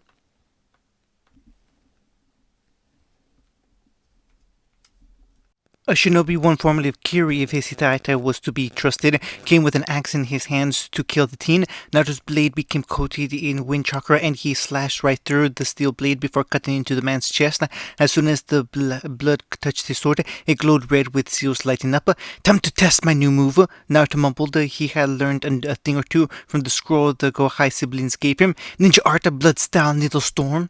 Ninja Art of Blood Style Needle Storm. As Naruto slashed horizontally, nearly 100 needles of blood shot from the crimson liquid he had gathered on his cleaver-like blade. As they stepped into the crowd, more blood sprayed from their wounds as they fell as dead as the first man. Haku landed right next to Naruto. Then, I do believe this is your cue, Sensei, the two said as one. In a swirl of flames, the said demoness appeared, distinctive red energy surrounding her body. Quicker than any of them could follow, she was gone, and multiple men had blood erupt from their bodies before flames enveloped them. Seeing the danger these new enemies presented, many of the bandits turned tail with the shinobi among them, cursing and doing the same. The trio smiled to themselves, and Haku formed the snow landscape and forced the snow landscape to disappear by her will, while Naruto allowed bandages to wrap back around his sword and place it on his back. That was amazing, the boy known as Cousin Jin said in awe as he walked in with the group of 6 adults. His medical snake puppet gone, probably sealed away. Did you say your name was? Kiyoshi began. I'm Uzumaki Naruto, son of Uzumaki Kushina, he replied. And the Gohai twin sent you, the samurai said with dark skin, brown eyes, with white hair, and armor holding a sickle and chain asked. His psyche gave the trio an impression he was trained for speed and precision. Yeah, Ryusuji said to tell you. The whirlpool, though bloodied and stained, is healing. It shall flow fully once more and suck up all who tried to stop it, Naruto replied. Fukai, Kyoshi breathed. If they gave that message, the one who appeared to be her brother nodded. Why did they not come? Fukai asked them. They remained in Uzu. As it stands, only the first ring is opened, and even it has bodies in destruction. They agreed to staying clean, as did the citizens of Wave. Wave, as in Wave Country, the dark-skinned man asked him. Yes, I do. I am Yami. Well, Yami, I convinced the citizens of Wave to return to Uzu and make up the civilian populace of the hidden village. If such a thing is true, you may very well be the true prince of Uzushio, lost to our hated enemy who once was called Friend the Leaf. Uzuyuki, actually, Naruto replied. It's sort of a long story, and those bandits might return. Might we be able to go inside? Of course, Uzumaki-sama, Fukai said. Please come inside. Yami, Ngumai, please stand guard. Yami and another man nodded. The other was a platinum blonde man with grey eyes, built with long, like arms, who held a strange staff with a Ningato-length blade on both ends over his right shoulder. About 10 minutes later, the remaining 3 samurai, 2 puppeteers, two bonded, and 1 demoness were seated in a large room, each with cups of tea in them. Would you care to begin? The woman who was Kasejin's mother asked them. First, introductions, Naruto stated. I'm Uzumaki Naruto. As I said before, to my right is my sensei Kurama, and to my right is Yuki Haku, who is my... What is the term, sensei? Dear Haku-chan, is your soul bound, my little kid? Soul bound? Fukai asked them. I'll explain them. Well, I am Fukai, and to my left is my twin sister Kyoshi, and my right is Hachikan. Hachika was just as dark as Yami, with the same exact looks except he had a pineapple ponytail and wore katana on his back. The others were Yami, Hachika's twin brother, and my sister's husband Jume. I am Sapaku no Hana, the female puppet mask said, and my son here is Akasuna no Kasenjin. Akasuna, Haku mumbled before her eyes widened, as in Sasori. Kasenjin's eyes narrowed at the mere mention of that name. Don't compare me to my worthless deadbeat father, Kasenjin demanded. He abandoned my mother and me. I would hate his slimy guts if his wooden body even had any. Right, Kurama said. As for our art tale, Naruto-kun, well, where should I start? I thought Kushina Hime was in Konoha. Hana asked him. She was, Naruto said. She died 13 years ago when Kurama here was ripped from the seal and forced to rampage under genjutsu cast by Onochiga on the night of my birth. You're the Kyubi? Hachika asked, and Kurama nodded. This is my human form. Suddenly, her form was covered in purple fire before a pair of fox ears and 3 fox tails appeared on her body. Would this form help you remember? You only have 3 tails? Fukai questioned him. That was part of a deal she made with me. On my 5th birthday, after I was beaten by a mob of civilians in Konoha, Kurama and I met and made a deal. Her end of the bargain was to give me 4 of her tails on my 12th birthday. The other 2 tails is missing. She is missing one to me. Haku spoke up. A few weeks ago, I was nearly killed by Naruto-kun's former sensei, and he healed me with a hell-style technique. The hell-style healing of 9 hells, Kurama said. In short, Naruto and Haku now share lives, souls, memories, chakra, and other things. They are bonded so closely they are now only able to use one term to describe it. Soulbound, Hana remarked. Then, would that not make Haku our princess? I suppose it would, Kurama replied. I never thought of it like that, especially after that thing at the Wave Festival they threw for my kit. Naruto immediately grew blushes. What happened? Kasenjin asked curiously. The adult in the room grinned, already guessing. I do hope your relationship with Hakuhime flourishes, Naruto-sama, Kiyoshi said with a slight grin, unable to resist teasing the two on such an occasion. I'm confused, Kazenjin frowned. Oh, I'll tell you, Kurama said. My kid here and his vixen went on a date at the festival, and it was so cute. They had dinner together, then a walk on the beach. Naruto-kun won Haku a cute stuffed fox for Haku-chan, and then at the very end, before they went to bed, Naruto and Haku shared their first Kurama. They yelled at her with bright blushes. Fine, the gossipy vixen said. She crossed her arms under her breast. You two ruined all my fun. Kazenjin seemed to have gotten the idea, though, and had a small blush of his own. When did you leave Konoha? Fukai decided to help out the young couple by changing the subject. Right after I healed Hakuhime, now to correct himself, he felt more satisfied in the blush he experienced than he should have. Then we left Wave and met the Yoryu Randan 2 weeks later. After that, we headed to Uzu and made a decision. Uzushio died when the invasion took place, Haku said in Naruto's place. She knew all his thoughts just as well as she knew her own. So, Naruto decided to rename the village in order to keep the memory of the siege alive. If we had kept on going with Uzushio, it would be as if no one ever died. I never thought about that, Kiyoshi whispered, which is why, as the princess, as one of the 2 living with DNA of both the Uzumaki and Yuki, it was renamed Uzuyuki, just like how the village was originally named for the Uzumaki clan who founded it. The logic is very sound, Hana said. I assume there is a good reason you are here, Naruto-sama, Hachika asked him. There is. We need the other 7 keys, he said. Yotsuchi told me that your group would know how to locate the keys. Was he correct? Fukai sighed. I'm sorry, Naruto-sama. We can only lead you to one. He said. The guardians are organized in hearts. Hearts? Kurama asked. There are cells made of 3 individuals or groups who act as a single unit. Each heart had 3 units who know one another. The heart we are part of includes the Gohai brothers and a guardian of the blade called Tojin Enkai. Which blade does he have? Naruto asked. Nuibari, the sewing blade. We are a member of his heart, but the other is unknown to us. Do you see how this works now? The entirety of the Guardians are a large chain, Haku realized, which means Mei must have been the other member of the Ryutsuchi and Yotsuchi heart. Terumi Mei, Hana asked. I had wondered who Mei's other cellmate was. You're a guardian too, Naruto asked Hana. Of what? I'm a guardian of the soul, and in charge of keeping this safe. Hana placed the blue diamond cut sapphire necklace on the table. It is called the Kyoku, and allows the wearer to access the memories of their ancestors. Kami-sama, Haku repeated. This is amazing. Naruto-sama, it is yours, Hana said, but Naruto shook his head. Pardon? He took the necklace and looked at Haku.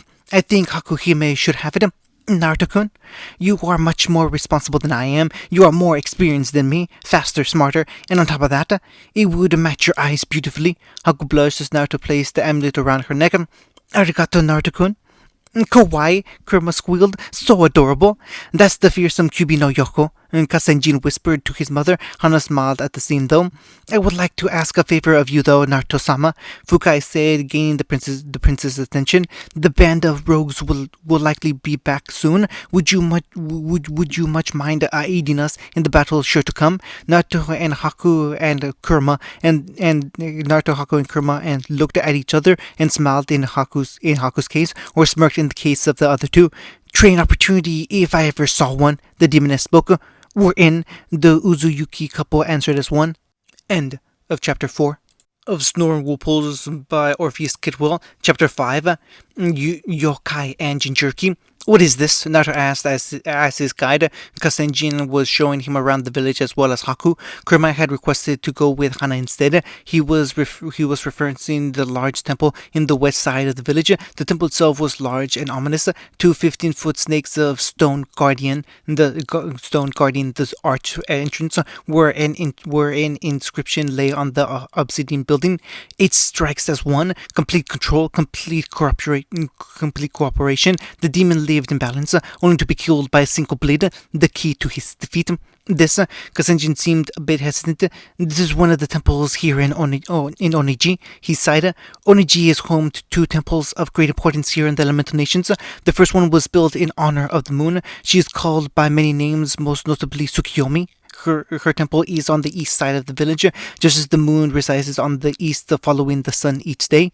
This temple is different, he spoke. It is dedicated to a grand demon only trumpeted in strength by your Biju sensei at her full strength.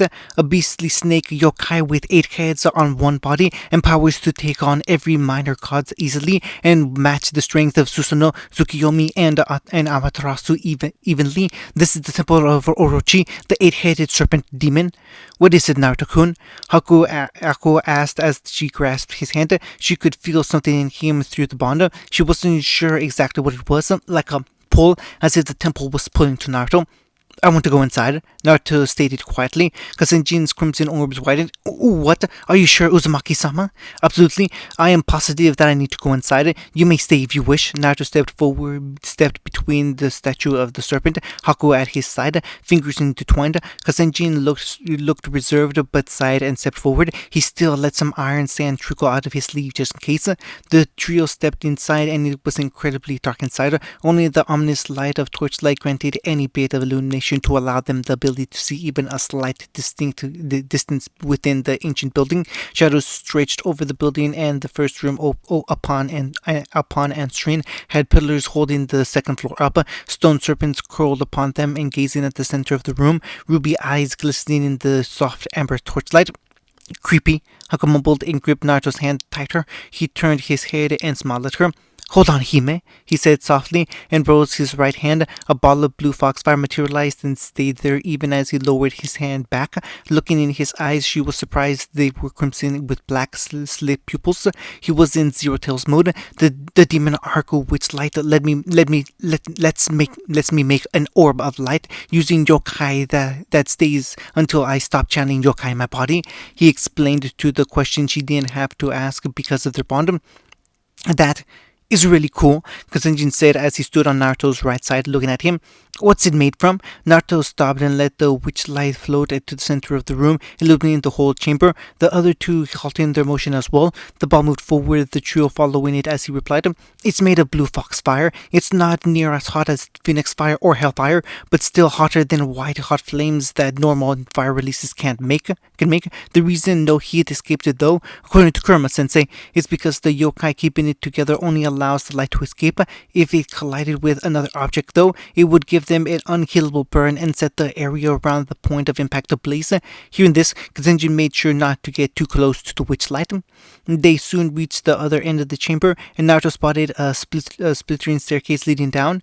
In there, that's where we need to go for sure. His companions looked less than enthusiastic towards the prospect of going underground, but didn't say anything about their qualms. The stairs look a bit old though. I think we should go on one at a time, he exclaimed. I don't think it would be a good idea to cause any property damage in the temple. I'm the guide, so I'll go first, Kazenjin told Uzumaki, who nodded and stepped aside for the boy. As the young puppeteer went down the stairs, Naruto had his witch light hovered down with him to give him some light. After about 15 seconds, Haku looked at her soulbound, who smiled. I can go next, Hakuhime. She shook her head. You aren't going first or last. You do realize that we can just walk on the walls, right? Naruto searched for words before face palming. Haku giggled before grabbing his hand and pulling him along. You wanted to take the stairs, so go ahead. I'll take the ninja route. The blonde chuckled and began walking down the stairs as he materialized another witch light while Haku walked along the wall just behind him. Once they got to the bottom, they spied Kazenjin. The redhead looked at Haku inside. Why didn't I think of that? He wondered. Though Haku remained silent with a simple smile on her lips, Naruto dismissed one of his orbs as he looked around. Wow, this place is creepier than the room upstairs, Haku offered. This chamber was mostly open with columns along either side holding up the roof, each one with stone snakes wrapped around them, and their eyes, which were actually large yellow topaz, were trained on the center of the room where was a single snake head standing there, while its neck and body was not visible. Its jaw was open, though, with a large scroll in between its fangs. Hey Kazenjin, what's in that scroll? Naruto asked the puppet user, realizing it was what was pulling on him. Kazenjin shrugged. This temple is actually forbidding, you see. No one but the 5 samurai and my mother are allowed to come in here, and they never do for certain reasons. At his two companions' looks, he continued, though with hesitation. Well, I'm not sure of all the specifics since I was very young when it happened, but this place is not a normal temple. It was at one point open to the public, but after some things went missing, sometime people came in besides the Ronin, and by Kazan things happened. That doesn't explain much, Naruto replied while he continued to eye the scroll. It was conned to him. He had to have it. Well, like I said, I was too young. All I remember is that some people ended up getting injured on the lower levels, and even a few dying, and the temple was shut off to the public. Only the moon shrine is still open. Haku kept her eyes on her soulbound, taking his hand. He shook his head, getting rid of those thoughts. For a snake demon's temple, there is a distinct lack of serpents here, he pointed out, getting a nod from his companions. Is that right? A voice echoed around the room they were in. The trio tensed. Naruto laid a hand on the hilt of Kurikiribocho. Haku reached for Fuyu no Daikama, and Kazenjin dust gathered around him. Maybe we're just hiding.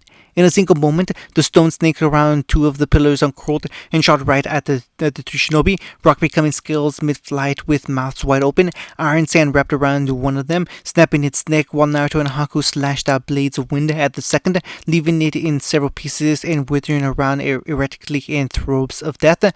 Show yourself, Haku demanded as frost coated the area around her feet. Backing up, the 3 were able to watch all directions. Who are you? The guardian of this temple. The voice spoke up from one side of the room. There is but one scroll left from the once 8 that resided here, 7 scattered across the lands by thieves who stole without first seeking our master's permission. The voice was then on the other side, making them surprised. We're not here to steal anything, Kazenjin replied, glancing around. Others have said the same. Why should you be believed?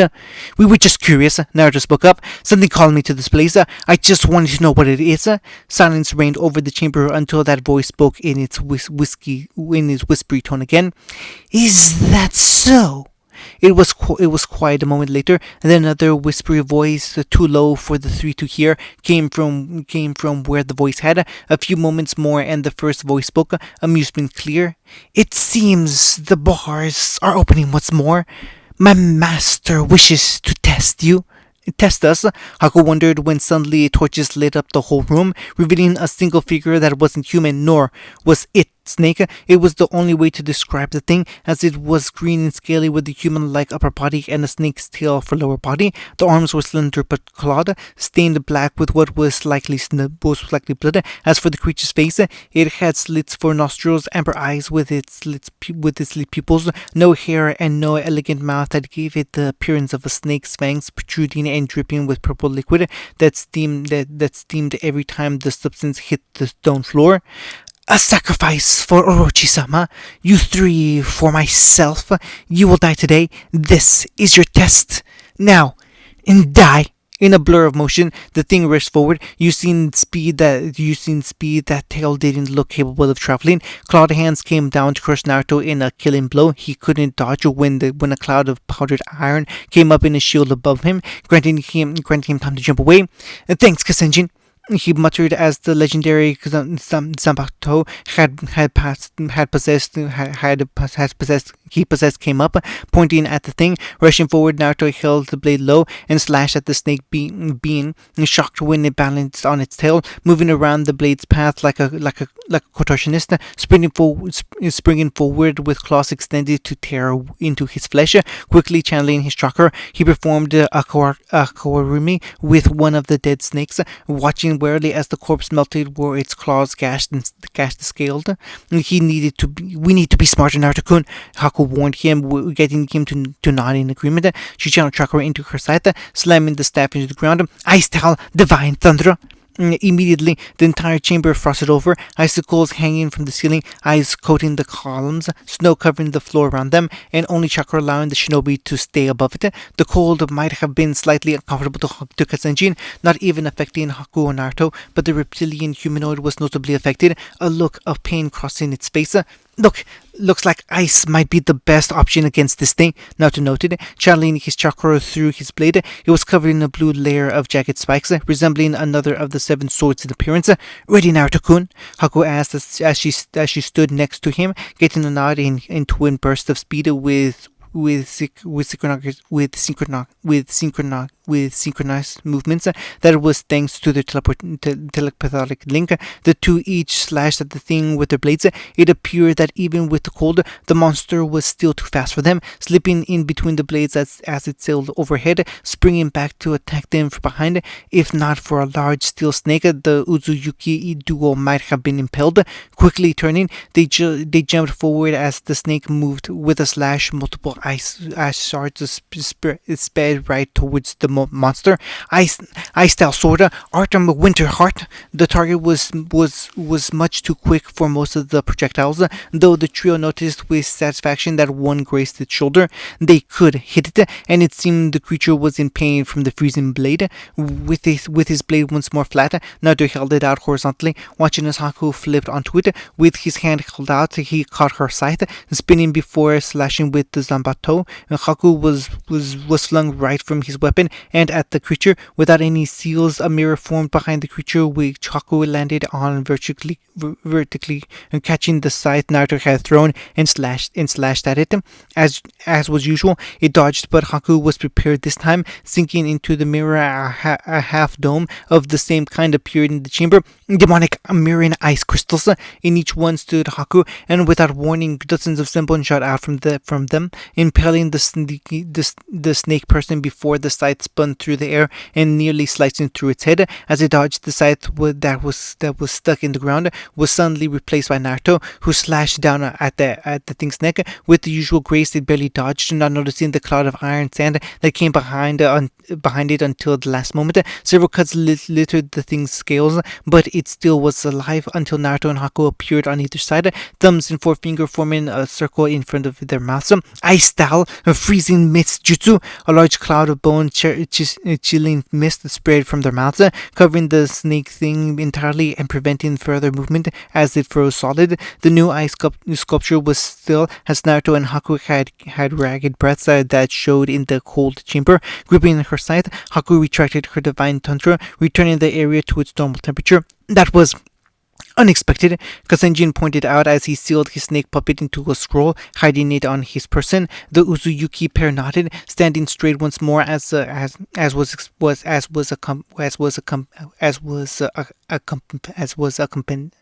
accompanied by a presence that bore down upon all three of them. This presence was heavy like killer intent, but not malicious, as if it was simply there.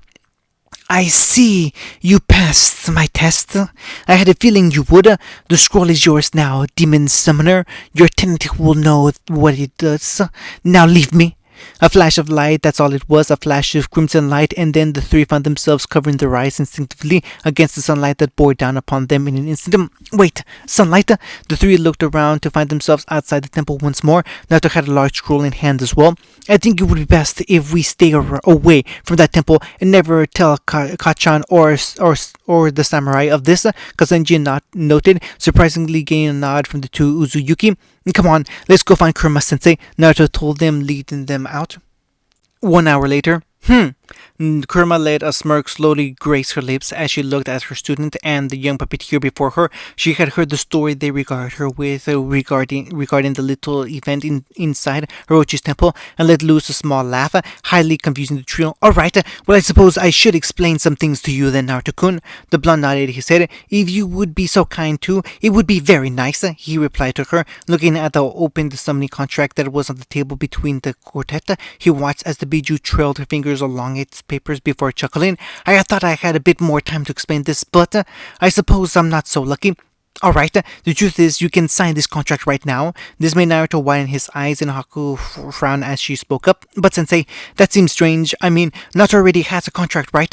I mean, since you're inside him, the Kitsune also at his call. But why is this contract as well? Are the Uwapami and Kitsune clan allied? The fox shook her head. Oh no, not not so close as that. You see, it's actually all because of the Uchiha contract due to events of my own past. I ended up having to give Madara a contract. It wasn't for myself or even the Kitsune. He obtained a contract capable of summoning yokai. Damn him for making my star ball when I was so darn him for taking my star ball when I was so drunk. Kurama seemed to be brooding over a past mistake before shaking her head and grinning. Little known to many of you mortals, the summoned clans are actually split upon bordering groups. While Orochi and I don't see eye to eye often and aren't what you call close, we don't call each other we don't kill each other because of something called the master contract. Master contract, Naruto wondered. What does that mean? He could throw out several thoughts on the possibility that popped into his head, but it would be better and quicker to simply let Kurama explain it to him. Yes, you see, the contracts many mortals hold are actually what could be considered some subcontracts. Take that former sensei of yours, he has the dog contract. That in and of itself gives him the allegiances of all breeds of dog summons. However, if he were to have found the wolf contract, he would have similar, if more battle-oriented familiars at his disposal. Now, above each of these, there is a master contract called the canine contract, which allows him to allows him some summons of either of them and the choice to sign contracts of wolves and dogs. All three widened their eyes as they understood. So, I have the yokai master contract, Naruto breathed. That's why I can summon Kitsune and also sign the Uwabami contract. Are there others? Kurama nodded. There are actually several major subcontracts and even more less powerful, though still strong in their own right, minor contracts. The Kitsune and Uwabami are some of the major ones. She nodded to herself and motioned him to look at the contract. So come on, go ahead and sign it. Without even hesitating, he nodded and bit his thumb, signing his name. He grinned. Not too big, Naruto-kun, Haku warned him with a look that told him she knew what he had been thinking. I'm sure the citizens of Oniji would not appreciate an 8-headed snake demon boss appearing out of nowhere and a crushed house where the summoner of such a being was staying. Rubbing the back of his head, Naruto grinned sheepishly. I'll wait until battle then, he said, getting a nod from her before he performed the necessary hand seals. Blood still coming out of his thumb, slamming his palm onto the table next to the scroll, he announced, Summoning Jutsu Uwabumi. He wanted to be sure that he didn't accidentally summon one of the kitsune. In a cloud of smoke, a cold vapor flicked its tongue as it looked around the room. Finally, eyed Naruto. You are my summoner? Naruto nodded. How may I serve? The Uzumaki grinned sheepishly. Actually, I just wanted to introduce myself. I'm Uzumaki Naruto. I think it's customary to summon at least one familiar when you sign, right? The vapor nodded, flicking its tongue at the air again. I also was still in a bit of disbelief about the whole master and subcontract thing, you know? I understand, Naruto-sama. The vapor replied, I am a Hoga, and you may call me for battle anytime you see fit for my services. I am not much of a healer or a scout. If you would care for destruction, though, I am glad to help. My specialty is earthquakes. Wait, you can use ninjutsu? Naruto and Haku asked at the same time. Hissing, Hoga shook his head. It is not the same process. You humans use elements. All demons have a pool of yokai, a stronger, more potent version of your chakra. I would say the closest your kind can come to it without holding or being part demon is the sage chakra some can use, though, like you mortals, we demons have an affinity to one or more of the elemental natures. I hold the element of earth to a strong degree, which allows me to incite quakes. The Uzuyuki duo nodded. Can we learn to use the same techniques you can since we have pools of yokai? Naruto asked the Hoga. The snake regarded Naruto and Haku before slowly nodding. There are certain demon arts only the Ubami summoner can utilize, but I am quite sure that Orochi-sama will allow your mate to learn the general demon arts. Naruto and Haku blushed lightly at her being named his mate, but nothing said. Do you require anything else, Naruto-sama? Hogwa asked submissively. No, that's alright, you can leave. Hogwa nodded, and in a cloud of smoke dispersed completely. Eyeing the contract, Naruto rolled it back up and then sealed it away in one of his personal scrolls, the same the demon contract was kept in. Tucking the scroll back in his coat, Naruto smiled until he suddenly stood stock still. Can you feel that, Hakuhime? The girl nodded silently. It is time, she replied as the two looked at their sensei and new friend. The bandits are approaching, and by their anger, they won't run away this time. Kurama grinned a devilish smile. Well, looks like you two have some harsh training ahead of you, she announced before disappearing. The two eyes used her sign. She's leaving us on our own, isn't she? Naruto wondered, getting a nod from his girlfriend. Each of them put a hand on one of Kasenjin's shoulder before all three disappeared in a swirl of foxfire and ice, reappearing at a guard tower, and they felt the samurai and Hana were gathered. The sextet didn't seem at all surprised by their arrival, simply looking out at the outcoming dust cloud. They are coming back. I don't think their leader appreciated us killing off so many this time, Kyoshi explained needlessly, and simply filling the all-consuming silence. Naruto scoffed. We can totally take them, he told them cockily, hoping to give them some confidence. Don't even worry about it. Grabbing Kurobuchi's hilt, he unsheathed the legendary blade as ice and wind covered the whole body. We made them run yesterday, but today we'll execute them. Haku was silent, but nodded as she set her scythe's handle against the ground, leaning on it like a staff. When she did speak, it was calm until unlike Naruto's boisterous voice. I agree with Naruto-kun. These are mostly bandits with some number of shinobi. Naruto-kun's sensor abilities tell me only a few are worthy worrying over. We will win this day, though. Naruto grinned, nodding. Where's Uzu? Naruto looked at Haku, his smirk widened. Uzuyuki? Where's Uzuyuki? We're Uzuyuki and will accomplish what seems impossible. They have numbers, yes, yeah, but who cares? We have the better warriors. 5 Ronin, a puppet mistress, and a puppet master, plus 2 Hanyo are more than a match for some bandits and a few shinobi, most of which are tuning or worse.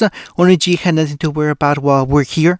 The Ronin and puppeteers couldn't help but smile to varying degrees at this little pep talk. Their confidence returned just like that. It reinforced their thoughts that this boy truly was the Prince of Usushio, uniting the clans once more after the family was separated.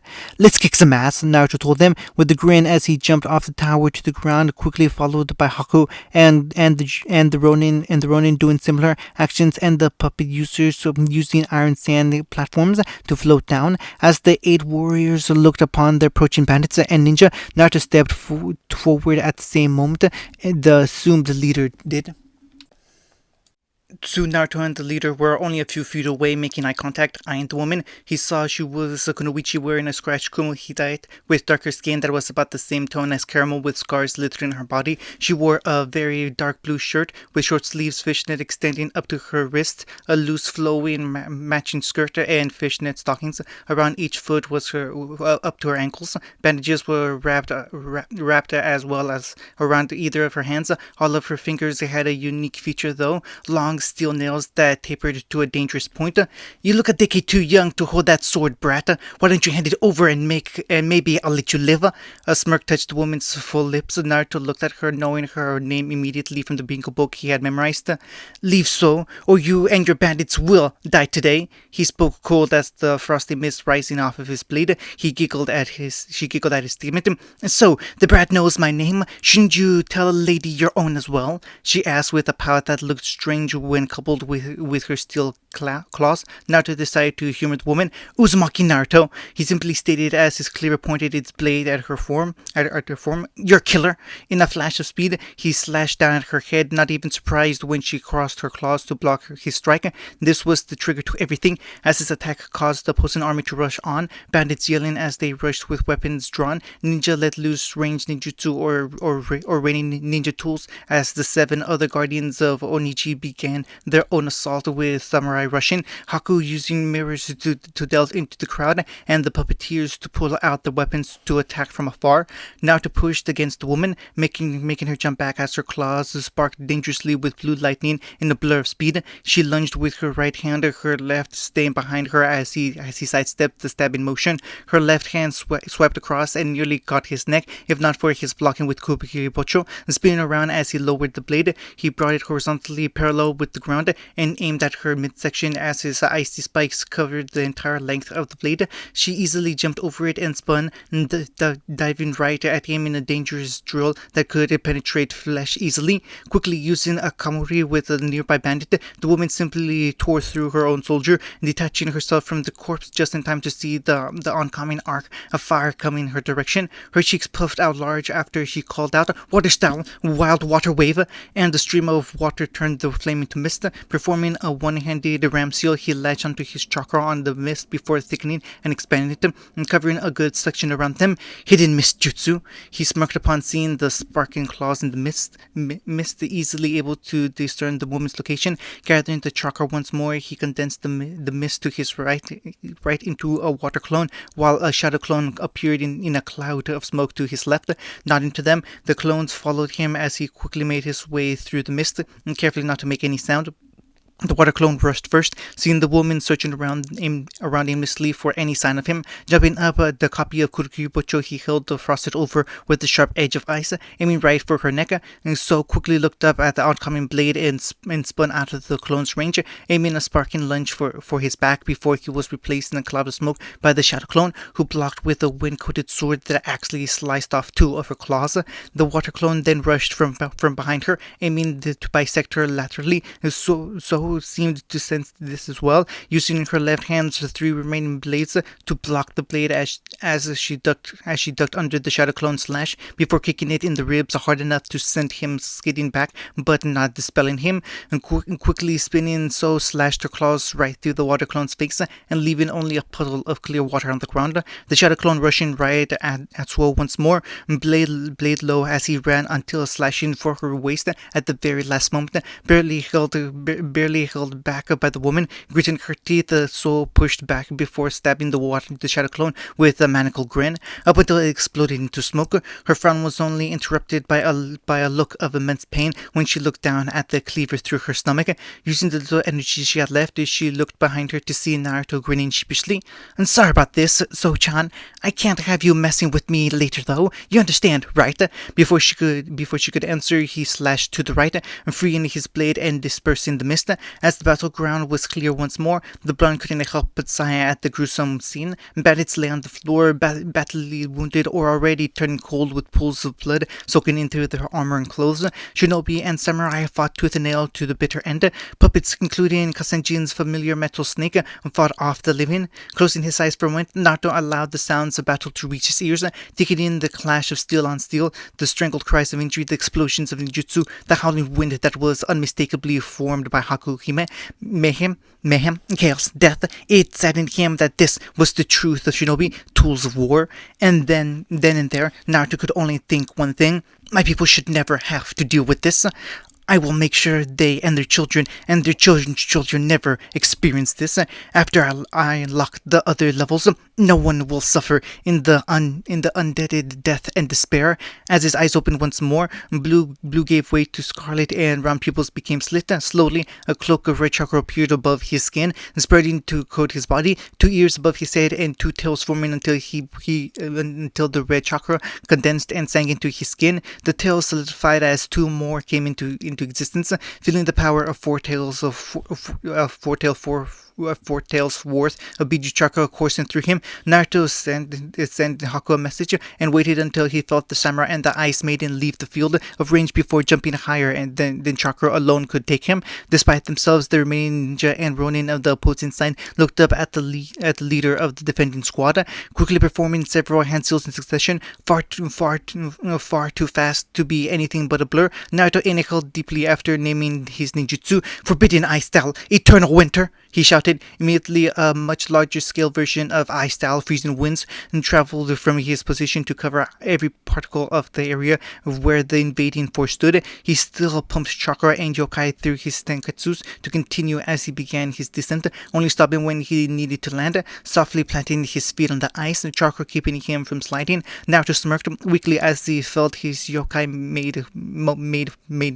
mode fade, his eyes returning to normal. From where they stood, the ronin and puppeteers stared wide-eyed at what their prince had just done. Every single warrior left had been frozen solid, creating a wide range of ice sculptures that included even the one's green grass. Looking at Haku, they saw her smiling proudly. That ice won't melt even on the hottest summer days, she told them. It is an ancient jutsu used of my clan, dangerous because of its chakra cost. Excuse me. In the blur of speed, none of them could catch the princess. Caught Naruto just before he fell, softly looking at him as she held him upright. He smiled weakly back and muttered a few words to her before closing his eyes and going limp. Hana and the samurai chuckled at the scene, amused at the gender-bent role of the whole situation. Inwardly, they were extremely impressed by that final jutsu that certainly lived up to its name. Naruto-kun needs rest. Could we stay here another night before we head out? Haku asked as she carried him there on her back, getting nods from the Oniji ninja and samurai. After your help, anything is yours. Haku smiled at that, nodding. A bed will be fine, Haku exclaimed when they heard something else that made them laugh from the softly breathing Naruto, even as he slept. I want ramen, Hakuhime. The next day, while I am sad to see you leave, Naruto-sama, we appreciate your aid with the utmost gratitude. Kiyoshi spoke with a small smile. Words cannot begin to even describe how thankful the entire village is for your aid, and your last attack acts as a constant reminder of our Uzumaki heritage, of our loyalty to the village. Consider Oniji part of your territory from here on. Naruto chuckled and rubbed the back of his head. Thanks, Kiyoshi-chan. It will be some time before Uzuyuki is ready for any territory, though. We've only got 4 ninjas so far, 2 of which are Hakuhime and me. Hana perked up at the statement, smiling mischievously as she stepped forward with a nervous Kasenjin in tow. If that is the case, Naruto-sama, would you mind much if Kasenjin-chan tagged along? This surprised everyone there except Kasenjin himself, who already knew she would try this. His training has gone well, but he needs some real-world experience. I know you'll be traveling around the nations while you place Uzuyuki at the level it deserves to be. I think that is just the thing that he needs to become a master Muppet user. Naruto and Haku glanced at each other and seemingly having an entire conversation. Well, literally having an entire conversation. Smiling, they looked at the mother-son duo and nodded. It sounds like a good idea to me. Welcome to Uzuyuki, Kasenjin, Naruto said. I don't have any Hittites made at this point, but you can be sure that you're still a ninja of our village. Kasenjin smiled back appreciatively. Arigato, Naruto-sama. I will not disappoint you.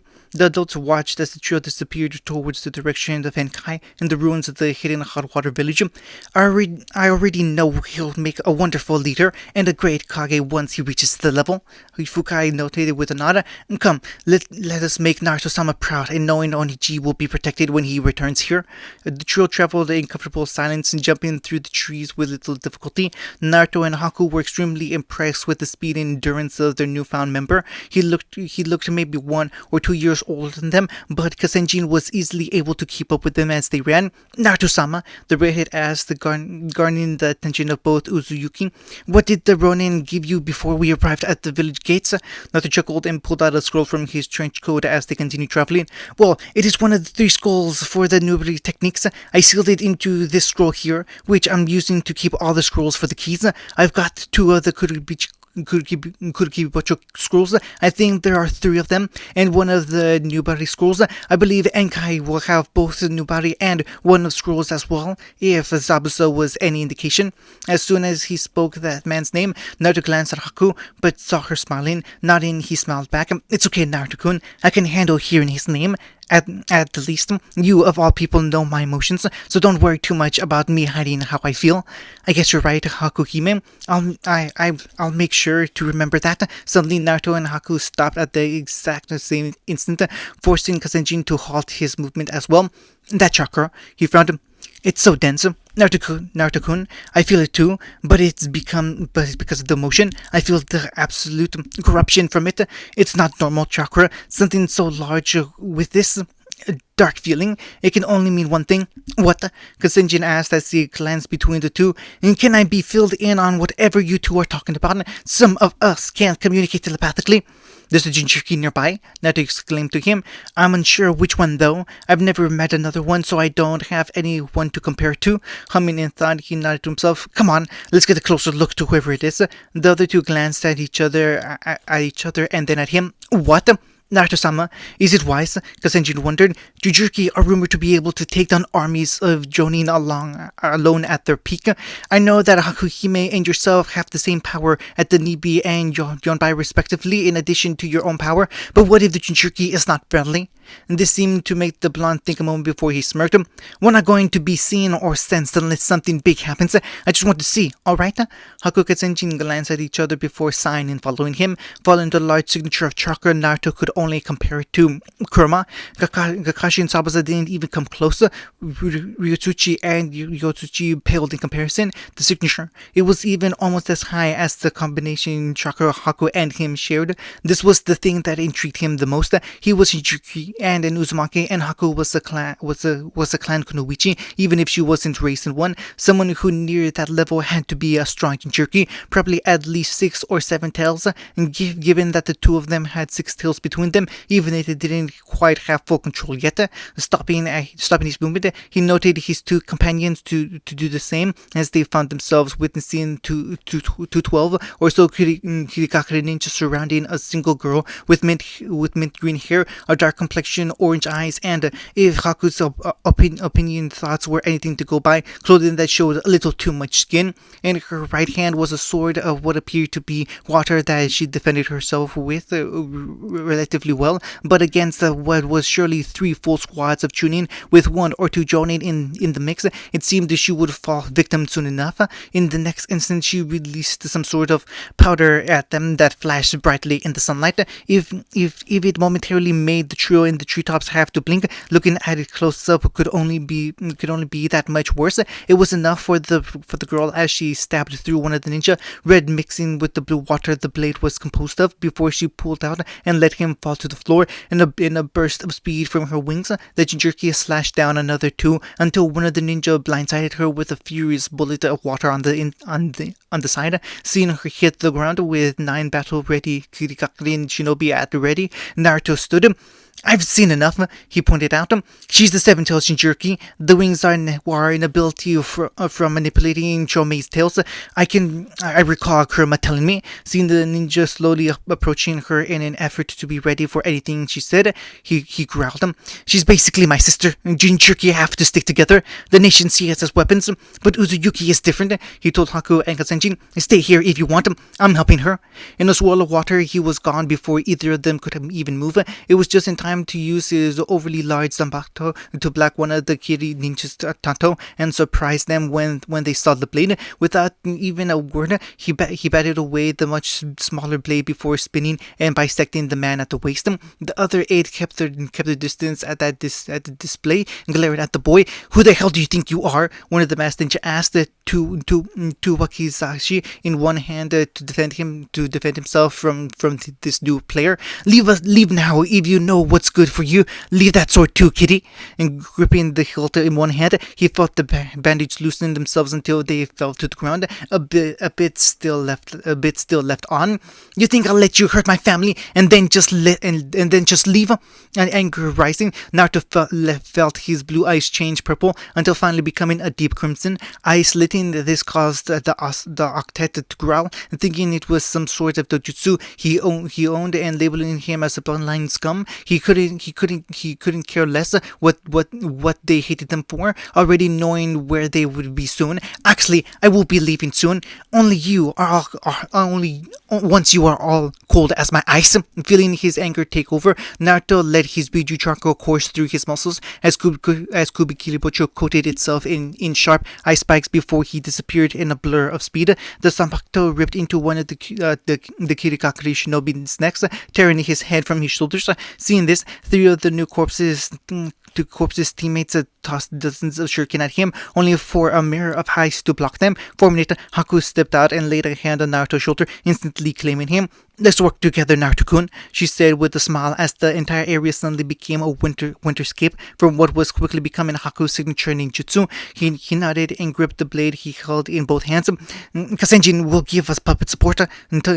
Turning to look at the remaining 6, the pair disappeared quickly. Within the first second, another corpse was cut in half horizontally at the waist, while a second was frozen solid, head shattering as it hit the floor. Her body following a similar fate. A giant steel snake burst from the trees, and not a moment later, wrapped around another ninja as it breathed fire and killed off yet another. The final two swallowed at the display, actually terrified at the amount of killer intent Naruto was releasing. I don't suppose you could let us go, huh? One asked, eliciting a smirk from Naruto.